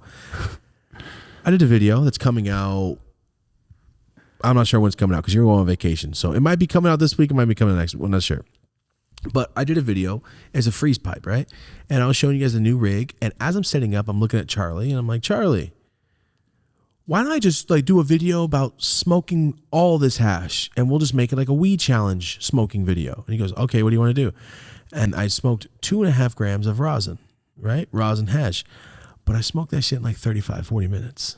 Solid. Just powering through it. And I said, you know what? Let's do the last dab. And the last dab, I forgot I was supposed to take some out because it was supposed to be a 2-gram challenge. So I ended up doing 2.4-ish, 2.5 like a dumbass. So my last dab, I said, you know, I'm going to scoop the rest of this jar. So I did like a 1.3-ish dab, which is a fucking lot when it comes to like just dabbing, right? Like taking big gram dabs is hard. But you got to remember, this is hash rosin. This shit was stupid expensive. It's so fucking strong. So anyway, I take this dab. I've done it many times. Video's over. 15 minutes later, this doesn't happen to me often. You guys ready? 15 minutes later, I just got the spins. Violent. I don't know what point you FaceTimed me, but you were fucking cross-eyed. Really? Yes. Oh, man. Oh, no. It was bad. It was bad. It was at the point where I just couldn't think. It was after the game, now that I think about it. Oh, was it? Yeah. Okay, so this is what happened. I got the spin so hard, I went to my bathroom and put my face against the cold, and I just sat there and was just doing this, spitting into the toilet, just waiting for the throw up, like, because I didn't eat, because I don't like to eat before I shoot weed videos, because I don't want to feel all tired and bloated, like I'm, you know what I mean? I don't want to feel like that while I'm trying to talk on camera and be like, do shit. But I didn't realize it was going to turn into a challenge video, so I should have ate, right? Because I'm dabbing 2.5 grams. Eat something. And I only brought 1 bottle of water, and I forgot to get more because I thought it was going to be a regular video. So I didn't plan well. So I'm sitting here dehydrated, didn't eat, and then I went, oh my God, I got the spins. I'm going to go throw up. No! So I went to the bathroom, didn't throw up, dry heaved for 10 minutes. Just, God. Felt hella sick, dehydrated, and then when I walked, I got dizzy, and I still got the sinus infection. Oh yeah, update. The headache's back for some stupid fucking reason. God damn it. And I'm going to a specialist next week because this is some bullshit. It's back. My headache hurts. My head hurts right fucking now. And I had the headache going on. I felt dizzy. I felt sick. I came out here and there was nothing to drink at all. So I sat down and went, oh my God, I'm sick. The big part about this is 2 hours from that time, I was going to my first Dodger game. And then this has been planned for over a month and a half. Going to my first Dodger game. And now I'm thinking, can I go? Can I sit in a stadium like this? I don't want to sit in a stadium dry heaving. Thousands of people. Dude. Dope as Yola. That's your prime demo too. Downtown LA. No lie. I took all my logos off my face because I don't want nobody to talk to me. Because I didn't want to be like, I met Thomas and he was kind of like, hey, what's up? Thanks, man. Yeah, all right, bye. Because I didn't want to just, hey, what's up? Like I felt spins like when you're going to throw up off drinking. I felt sick as fuck. And I realized it was like a tangy dab, and that taste was in my mouth. And I don't like tangy taste. So it's like grossing you out, puke? Because that's my question. It was grossing me. It was so high, so fast, because I roasted that dab so I can make sure to do it all. And when I inhaled, that shit fucked me up. That first cloud like left a film on my teeth and lips of hash. So it's not even bad. I just had nothing to take the taste away. I didn't have food and I had water. I had nothing after a huge dab and not eating, and it was 4:30. And I had been up since 9 here at the warehouse. Yeah, see where this is going? Yeah, I started filming at 11. So like, it was 5 hours of me constantly doing shit, taking dabs, doing this, up close, this, that. So I was fucked up. And then, so this is what happens, guys. I call Rosie, I FaceTime Rosie, and the phone's just down. I'm just talking to her because I'm so fucked up. I can't look at the phone. And I tell her the situation because I can't drive my car. I could not drive from here to my house. I was that fucked up. I didn't even want to get in my car. Part of me is envious. I haven't been this high in so fucking long. It was not fucking fun at all. I wish I could take it back right then and there. I was doing that. Have you puked from I puked like drunk style puking from weed? Like where it's just I've only thrown up spitting. once, and that's because I was so dry mouthed and I didn't have any water. While I was coughing, I went. Bah, The coughing will get you. That's what happened to me once. Yeah. But so high off that was the closest. That was the worst experience I ever had off any kind of weed situation in my life, besides the edibles that day, where I was passing the fuck out on that lady that day. So So here we go. I call Rosie and I tell her, I don't care what it is. Can you please order me food? Because I'm going to throw the fuck up. She goes, okay, I ordered you food, 35 minutes. Oh, no. 35 minutes like this? I tell Charlie because he has to go on a hike with his dad. I'm like, no, back up. Go. Don't worry about me. I'm fine. Just go. He's like, are you sure? I'll wait here. Are you okay? I'm like, I'm good. Because he's sitting there like, are you all right? I thought I collapsed a lung. I tell you that? I forgot I was so high, just hyperventilating in my head. And I couldn't breathe, right? Because the dab was so big. I'm like, We're talking about one single dab? well, I mean, I took 2 or 3.3s, which Gotcha. are pretty good dabs. Uh-huh. And then I took like a 1.2, 1.3, like a glob, and I fucking roasted At what point it. do you start wasting the dab, or does it always just no matter? It Like, was a challenge video. If I wasted 5 grams, I waste 5 grams. It's did I get it done? Fuck yeah. That's all. They're like little trophy. Yeah. That's all it's for. Yeah. So I tell Rosie, because OG and his wife are going to come to the game with us. Like that was the whole point. And they're meeting me at my house. And I tell them, yo, can you guys come to the warehouse? I'm about to throw the fuck up. Because we still have an hour. We're supposed to pregame, get drunk, and Uber there. Oh, God. And I can't get in an Uber. She's like, why don't you just Uber and come home? I'm like, Rosie, I'm going to throw the fuck up in an Uber. But short of me sticking my head out the window, I'm throwing up. I'm done. There's no way. I couldn't even get up This sounds horrible. to lock the door when Charlie left. I left it unlocked, just cracked. I'm like, I can't even get up. I'm going to puke on the way there. Like I was spinning. All you want to do is go home and go to sleep. I put my elbow down on the couch. I try to sleep like this hard as I could. I set my alarm for 10 minutes so I wouldn't miss them knocking on the door. And they fucking came. Rosie, OG, and they're all fucking with me. OG's, of course, OG's loving it. Yeah, I remember. You can't do little dabs. Oh, you little dabs. Oh, he's just recording me like, oh no. And I'm sitting there just doing this. He has a video of me. I didn't know he was recording because my eyes are closed. I have a Gatorade Rosie brought, a water bottle, and I'm just doing this. And the fucking over here, and he's recording me zoomed in. I'm like, and I opened my eyes and saw like, fuck. I'm fucking throwing up, man. That's going to be what's on the screens at DTPG. You walk in there next time. It's me dry heaving. So they're all pre-gaming, smoking. I didn't hit no weed, nothing. And I'm looking at Rosie like, I might not go. And I feel bad. So it turns out OG had a driver in his car, so there was no Uber. So I could at least get in the car and not throw up in an Uber if I threw up in an Uber. And I told him, if I throw up, I'll pay for your whole detail.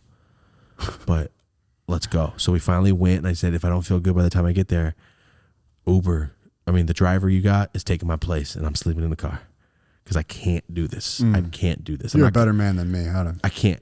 I'm like, all right, let me get in the car. I'm open the window. Let me try to get better by the time we get there. And I'm fucking spinning. And by the way, I have a black plastic bag from the fucking liquor store tied around my wrist right there in case I threw up. And I took it all the way to Dodger Stadium. Okay. You're with it for being all fucked up. I was so fucked up and violently sad how fucked up I was. Damn. And I'm sitting there, Rosie, I'm apologizing to her like 40 times. Like, I'm so sorry. Today was the film day. And that was supposed to be done at 3, but it took so long. And then I just felt bad. Like, I don't want to ruin the fucking night. So I'm sitting there, and in the car, I went twice. I put my face in the bag because I thought that was it. And it didn't happen. And then about 4 minutes before the stadium, I'm sitting there, and it just went, boom, and all my sickness went away.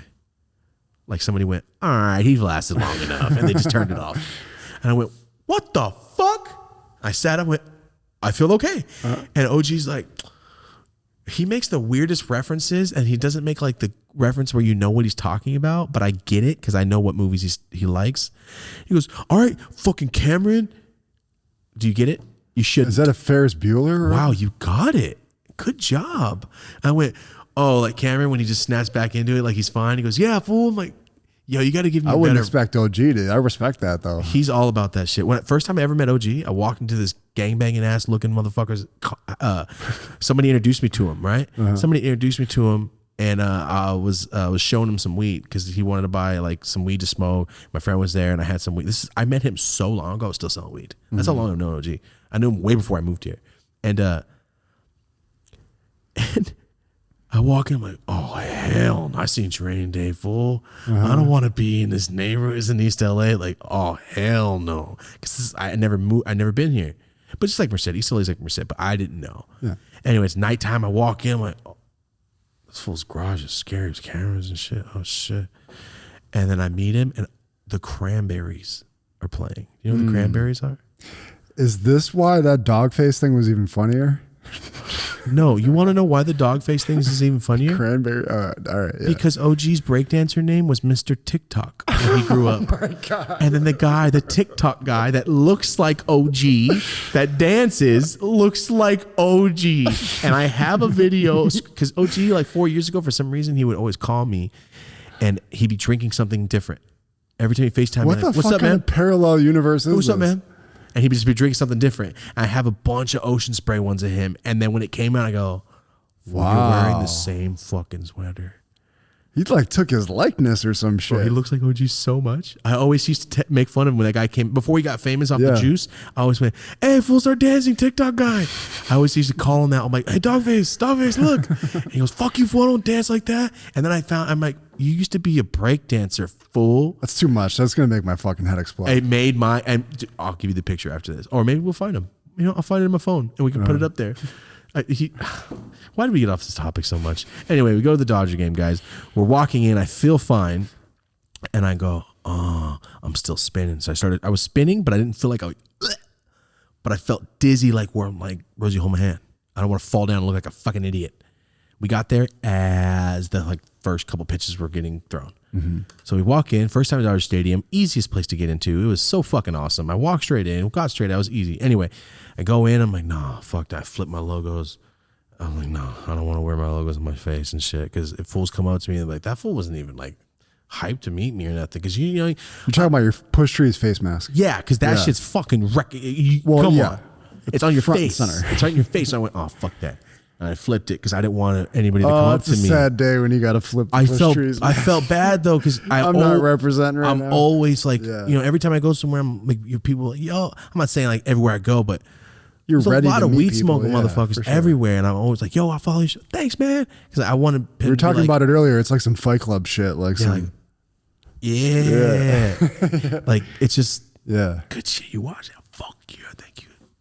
And it's I always like to be like normal. I'm a normally when I see somebody and they're hype, I'm like, I'm hype because I'm like, yo, fuck yeah, sick.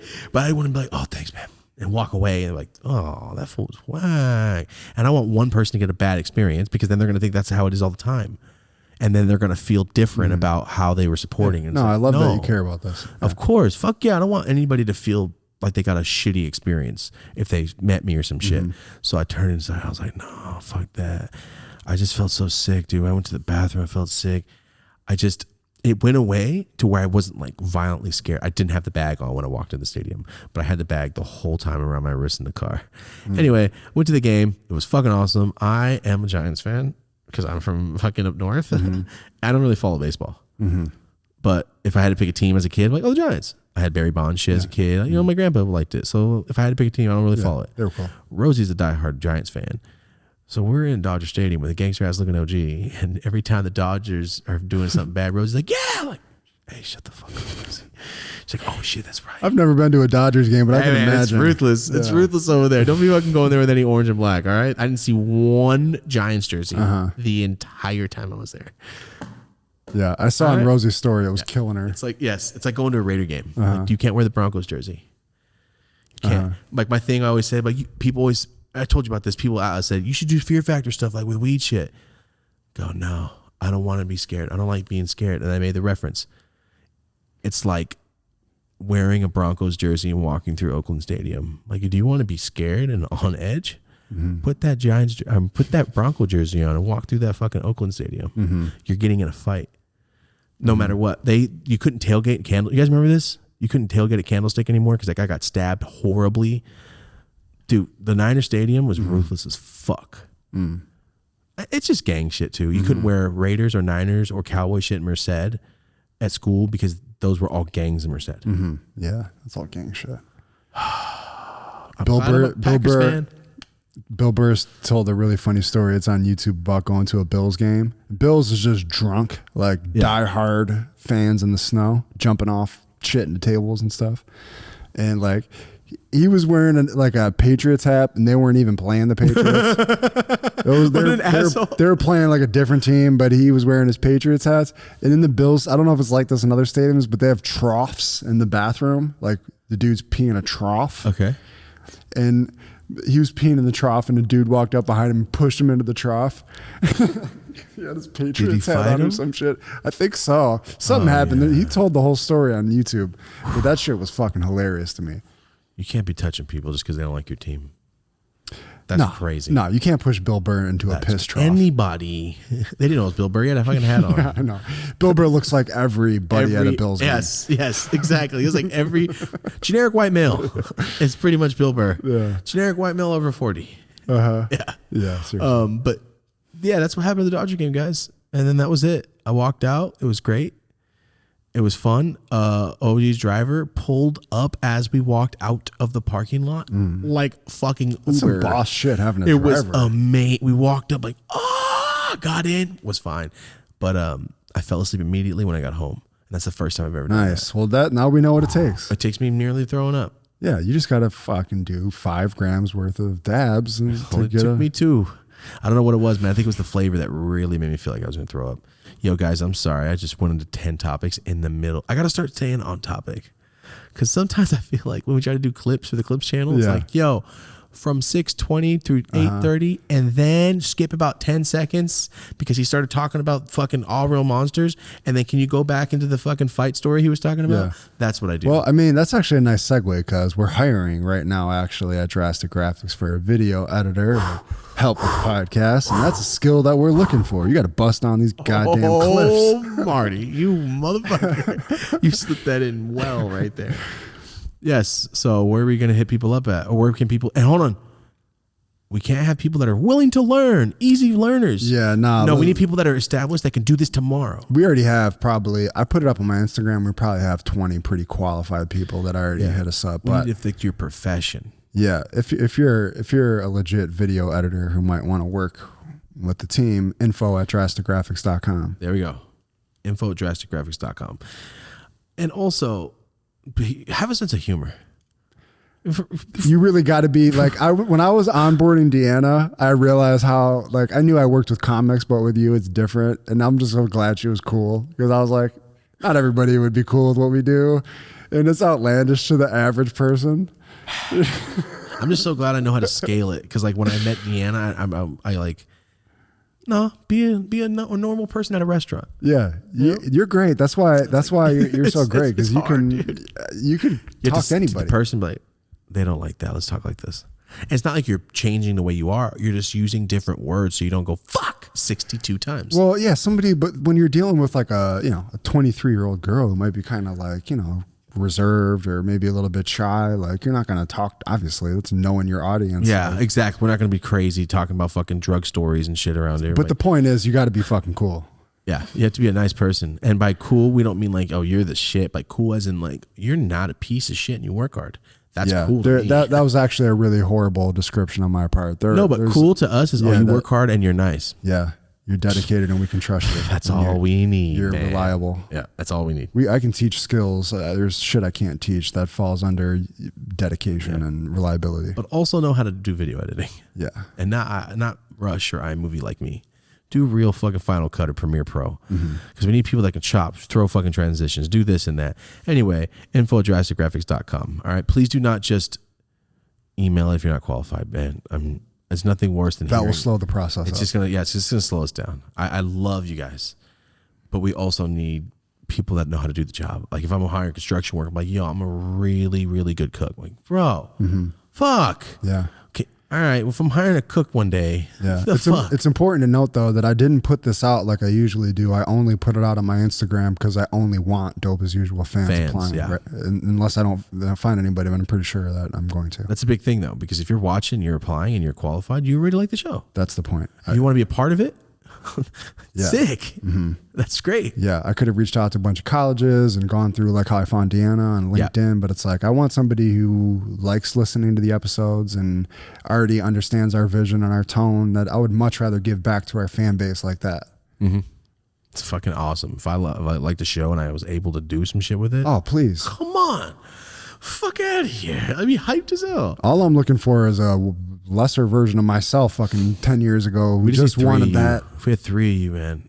Oh my fucking God. Guys, Marty edits all the Dope as Yola videos, the Dope as Usual videos, the Adventures of Yola videos. and then works with all the other comedians. There's not enough time in the day. So that's why the videos have been sporadically like, oh, maybe we miss a couple days. Oh, maybe because it's real. I can only do so much editing and pass it off. So we need three Martys. If we had 3 Martys, we'd have 3 videos a week. All right. Dope as usual adventures, dope as usual video, 3 a week. We're getting there. We're getting there. We just need to clone your ass. It's all part of the process. This is how we planned it out when before we even started. I said I'm going to grow Drastic Graphics through this. Yes. To help support it and help make it just even bigger and more sustainable. And that's exactly what we're doing. Yeah. So info.drasticgraphics.com, guys. We are almost at 2 hours, and we fucking, I don't know where the time went. I don't even remember. This is weed. This weed is strong. All right. It's good conversation too. Yeah. I just spaced for like an hour. I don't remember what we talked about. I feel like that's every episode though. I know. And then I always go, yo, did I just not talk for a long time? Like, no, it's fine. Then we watch and go, I'm fucking high. Yeah, I know. I'm like, every time, I hope it was good. I hope it was a good one, because I feel like I wasn't talking a lot. Like, wait, no, you were, motherfucker. You're high.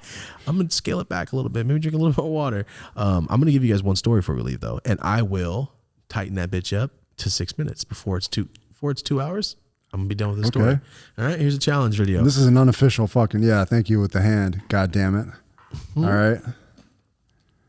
What? I'm just. Oh yeah. I'm on it. I think of all that shit. We need that shit. We got deals going, guys. We can't be showing out these water companies, and we're over here doing deals with other water companies.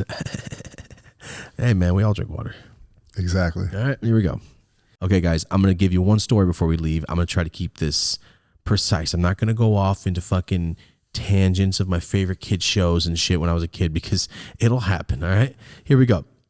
This story takes place when I was working for the pizza place. If you don't know, a little backstory, I used to deliver pizza and sell weed at the same time, and it was the best cover I ever had because nobody pulls over the pizza guy. So, excuse me. Here we go. I used to sell weed to my boss's mom. My boss smokes weed with us. He's cool. He doesn't know I sell weed on my routes, but he knows I smoke weed and knows I sell weed out of my house. He probably assumed, but he can't catch me doing it. There's no way. You know what I'm saying? So we're cool. We have an understanding. I smoke weed. I sell weed, but not at work. Anyway, he says I can smoke weed, just don't come in reeking and don't have any customers complain about it. And I never had a complaint. So here we go. My boss is cool with me. I'm doing deliveries. I'm coming back in. As I walk back into the store, my boss is getting off. And as he's getting off work, we always know he's off work because he's at the bar drinking beer. He calls his wife to pick him up because he knows he's going to drink after work. He'll take like 2 or 3 beers, go home. At the end of his work day, nothing fucking wrong with that. That's a cool little system he's got, right? As he waits for his wife, he drinks some beers. So there's a guy that comes in with his family all the time. You know, we have regulars. I do everything. I'm a delivery driver. I make pizzas. I take orders. I take pizzas out to people in the restaurant. I'm a team player. So here we go. I know this guy. I don't know him by name, but I know his family. I recognize him, right? So when I walk back in that day, my boss, like I said, he's drinking a beer, and that guy is with him. I just know that guy always has his wife and kids with him. But on this day, it's just him, and he's having a beer with my boss. I'm getting my pizzas ready, doing my thing. I'm about to leave on a delivery. As I'm walking around the soda machine where the bar is at, he stops me and goes, "Hey, Thomas, come here." So I come around the counter, and he's with the guy. The guy has like a manila envelope with the little, those little metal tabs that you have to open up so it keeps the papers down. He has one of those. So my boss looks at me and says, "Hey, do you want to make $30 on your next delivery?" And stupid question. Fuck yeah. I mean, like $5 tips. I want to make $30 on this delivery. That's like selling a fucking zip right now. Yes, let's do it. So I tell him, let's do it. And he says, okay. The guy starts talking to me and he says, "Hey, I'm going to give you this $30. I go, sick. Give me the $30. So just drop off this envelope to my wife. And I go, cool. Sick. That's it. And John looks at me and goes, "That's it." I go, cool. He gives me my $30. Sick. And it's not even far from my delivery. It was like 2 miles away from my delivery. So it's only going to take me like an extra 8 minutes to get there. Fucking awesome. That would have took me $30 in tips. Would have took me 5-6 deliveries. So I'm hyped, right? I'm going there. I drop off my pizza. I'm like, fuck yeah. I'm smoking a bowl because that's what I did in my car. I'm smoking a bowl. I get to I think it was Wardrobe Street. It's by the Pepsi plant. If you're from Merced, it's by the Pepsi factory right off 2nd Street, Dead End Park, where all the gangbangers are at. It's right there. There's like a government building. Not by Valley. Valley's like the really bad school for kids. I mean, the school for really bad kids. When you get kicked out of the continuation school, you go to Valley. Anyway, at Valley, there's like offices, like maybe like city offices, not like, I don't know what you call it, ladies that work for the city. Anyway, I go up to the building. I don't have my pizza bag, but I have my whole outfit. I have my hat, my shirt, my name tag. I walk in with the envelope, and right when I walk in, the lady at the front, oh, who ordered pizza? It's like, that generic office worker lady. Oh, I go, oh, nobody ordered, but I'm supposed to meet. And I say the name, and she goes, oh. She turns around and says the lady's name. The lady turns around in her chair, comes walking over. She goes, oh, I didn't order any pizza. I go, oh, no, it's not an order. Your husband came into me and Ed's. And she goes, I'm like, he came into me and Ed's and he asked me to give you this envelope. I don't know. He just said, on your next delivery, can you drop this off to my wife at work? He told me to ask for you and then give you the envelope. She goes, oh, okay. Nothing wrong. She goes, oh, okay. But she kind of has like a, She goes, oh, okay. Takes the envelope. I turn my ass around, start walking out. If there was 15 feet from the door and the front receptionist desk, I get 7 feet. So I'm like almost halfway there. And I hear, what the fuck? I turn around. She's looking at some paper that's she has the manila envelope still. Opens it, reading a paper, and she just looks up at me.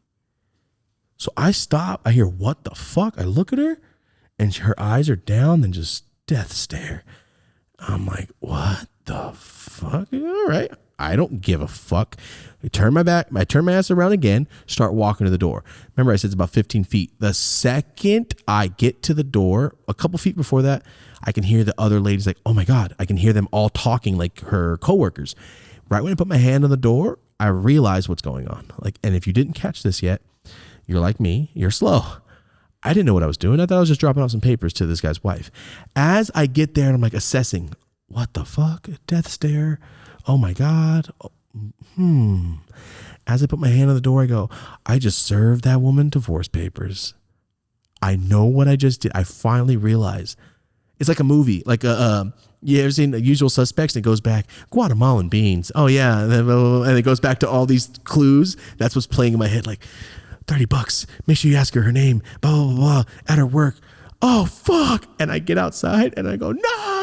I go to my car, get back in my car. I smoke a bowl in the fucking parking lot because I'm like, nah, I'm taking my time. You guys fucking played me. You could have just said you're serving divorce papers. Can you drop it to my wife? I would have been fine. Don't let me find out when the bitch starts looking at me all crazy, right? Like she put me in a fucked position. I get back to work. I pull up. I walk in, and my boss and that guy have a mug of beer, and they're looking at me like this, like about to drink it. I walk in with my bag and go, fuck you, fuck you. I look at both of them, and they both just start dying laughing. I wasn't pissed, but I'm like, fuck you, fuck you. Like I was smiling like, you guys are dick. And I'm like, fuck you guys. You should have told me. The guy looks at me. He's like, I fucking hate her. And the thing is, she did not seem very nice.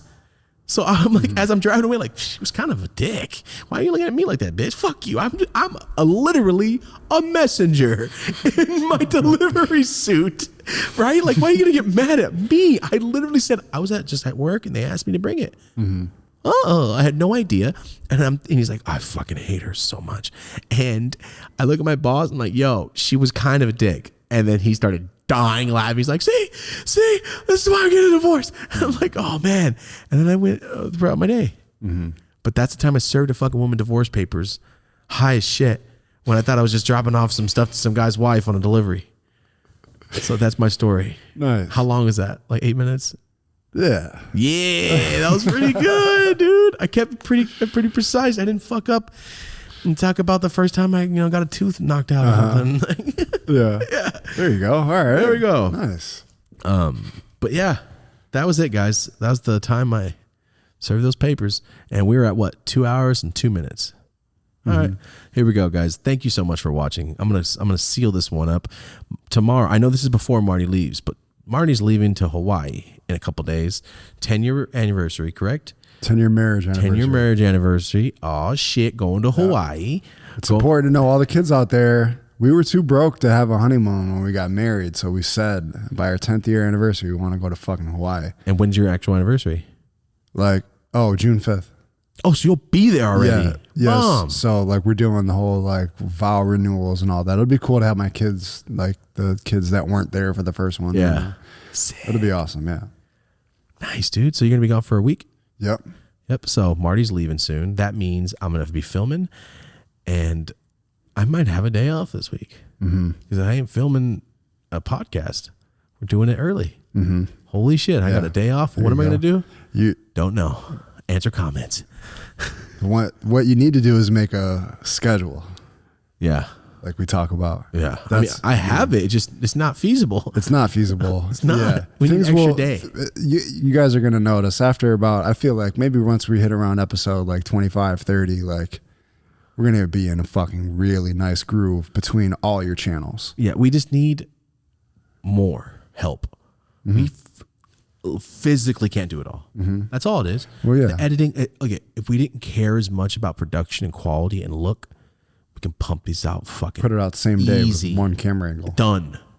We could be done. I could be just sitting here fucking Peter Griffin grind my gears shit all day, but it's not as fun.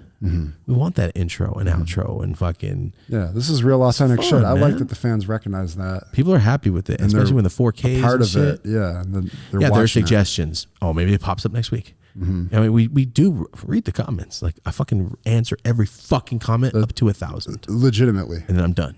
After 1,000, that's like Guys, 3 it's hours. look at 1,000 comments. It's so much. Try to like 1,000 comments. And it's not like I'm doing copy paste either. No, you're legitimately sitting there typing answers to each one. You've developed eye issues over it. Yeah, I'm gonna have to stop soon. I'm gonna have to. I'm gonna end up doing up to 300 comments or something, because I have 4 channels that I do the comments for. It's fuck a lot, and I try to answer them all up to 1,000. But that's like fucking 12 hours a week.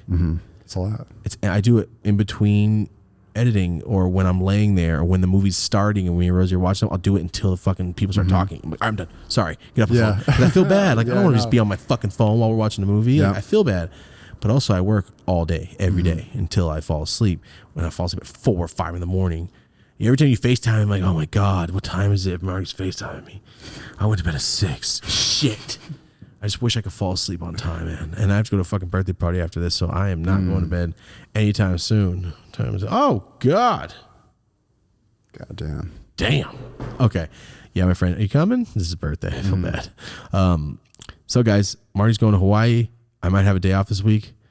You should not be working while you're gone. I know you're like, I'm bringing my computer and everything. I'm like, Yeah, I'm going to try to keep that to a minimum. Try not to. Yeah. Guys, thank you for being here. This is just an episode of us talking, man. I didn't really like have any crazy things I wanted to do. I wanted to keep it not so many wild, long stories. This is just the car this was podcast. fun. Yeah, this is is a good always one. fun. Like Yeah. it's when you're booking guests and stuff, it's always cool. kind of like It's you cool. don't know what style of interview you're going to get or if they're going to show up or whatever. But like it's even in my mind, coming up here, it might not even seem like it. It takes like to even just get set up and get up and rolling Over 2 is this hours. big fucking ordeal. So the solo episodes are just like we were talking, it is the vibes that we were going for. Like you just, especially you just get to chill back and just like, all right. The fun part is the actual recording of the episode. Yeah. Everything That's the else is the relaxed other shit. time. Yes, exactly. Oh my God, man. I really, really, really need to, I just need to start and take some pills to help you. I have a great memory, but I will forget a topic I'm about to say in 4 seconds flat. Why? Yeah. I don't You got know. an 8K style photographic I know. memory. It's kind of fucking insane how it works that way. But I can't remember some shit I was about to say 5 seconds ago sometimes. I got regular stoner shit. When people are like, oh, you fucking forget what you said. I did. But I remember what it tastes like when the first time I ate Ruffles when I was in the hospital. Like, all that shit. I was 6. But yes, we'll get out of here, guys. Oh, that's what I was going to say.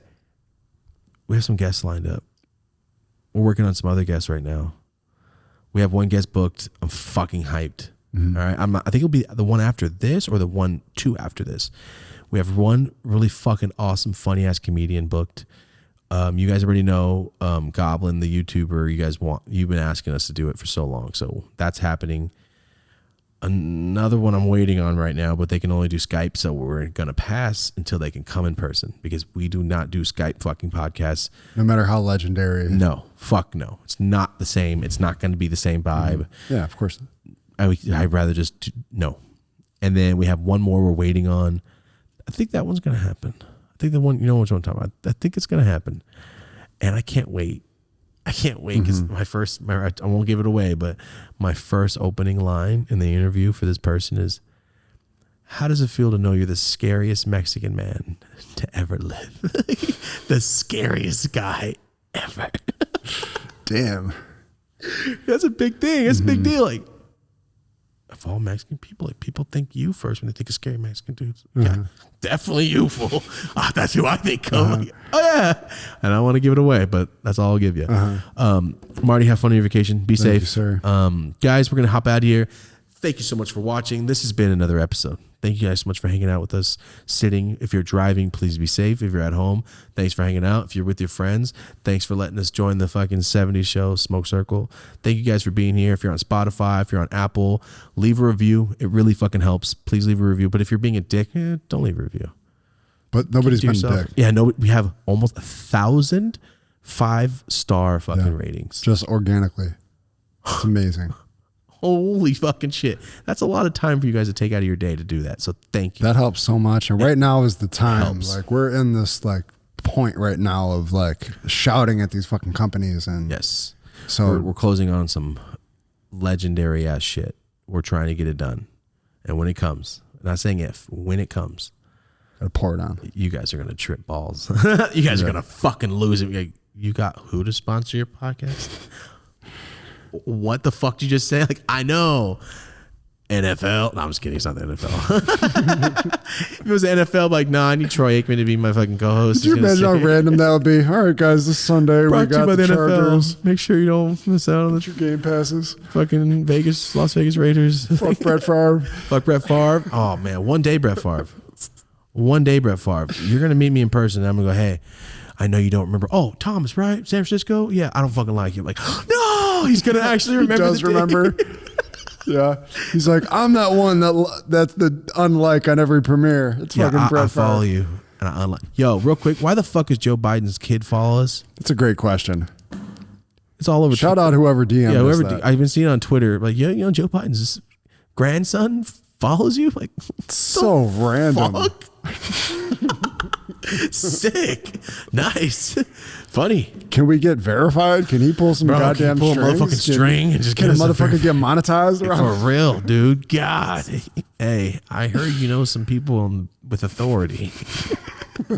I heard you were born into authority. You might be able to pull a few strings. Give me a fucking blue check. Sorry, we'll leave it off with that. Guys, thank you so much for watching. This has been another episode of the Dope as Usual podcast. Like I said, in no particular order, we're here to talk about drugs, problems, life, accomplishments, and everything in between. And today was a lot of everything in between. Fun fucking times. Marty, be safe on your trip. Guys, Thank you so much for watching. Have a dope ass day. Yo, what the fuck? Why does he? That's so random. You think they'd be like, nah, man, you're the president's grandson. You cannot openly follow this fucking pothead kid. I fucking love it. I think it's funny though. Yo, dude, when Rihanna started following my shit, people literally lost their fucking minds and were emailing me. Dude, Rihanna fucks with my weed shit heavy, but I keep getting deleted, so it's not like I'm gonna go, hey Rihanna, follow me again. Because I don't know that girl. She's famous as shit.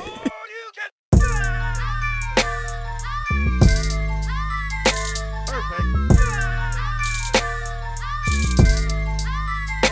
Perfect.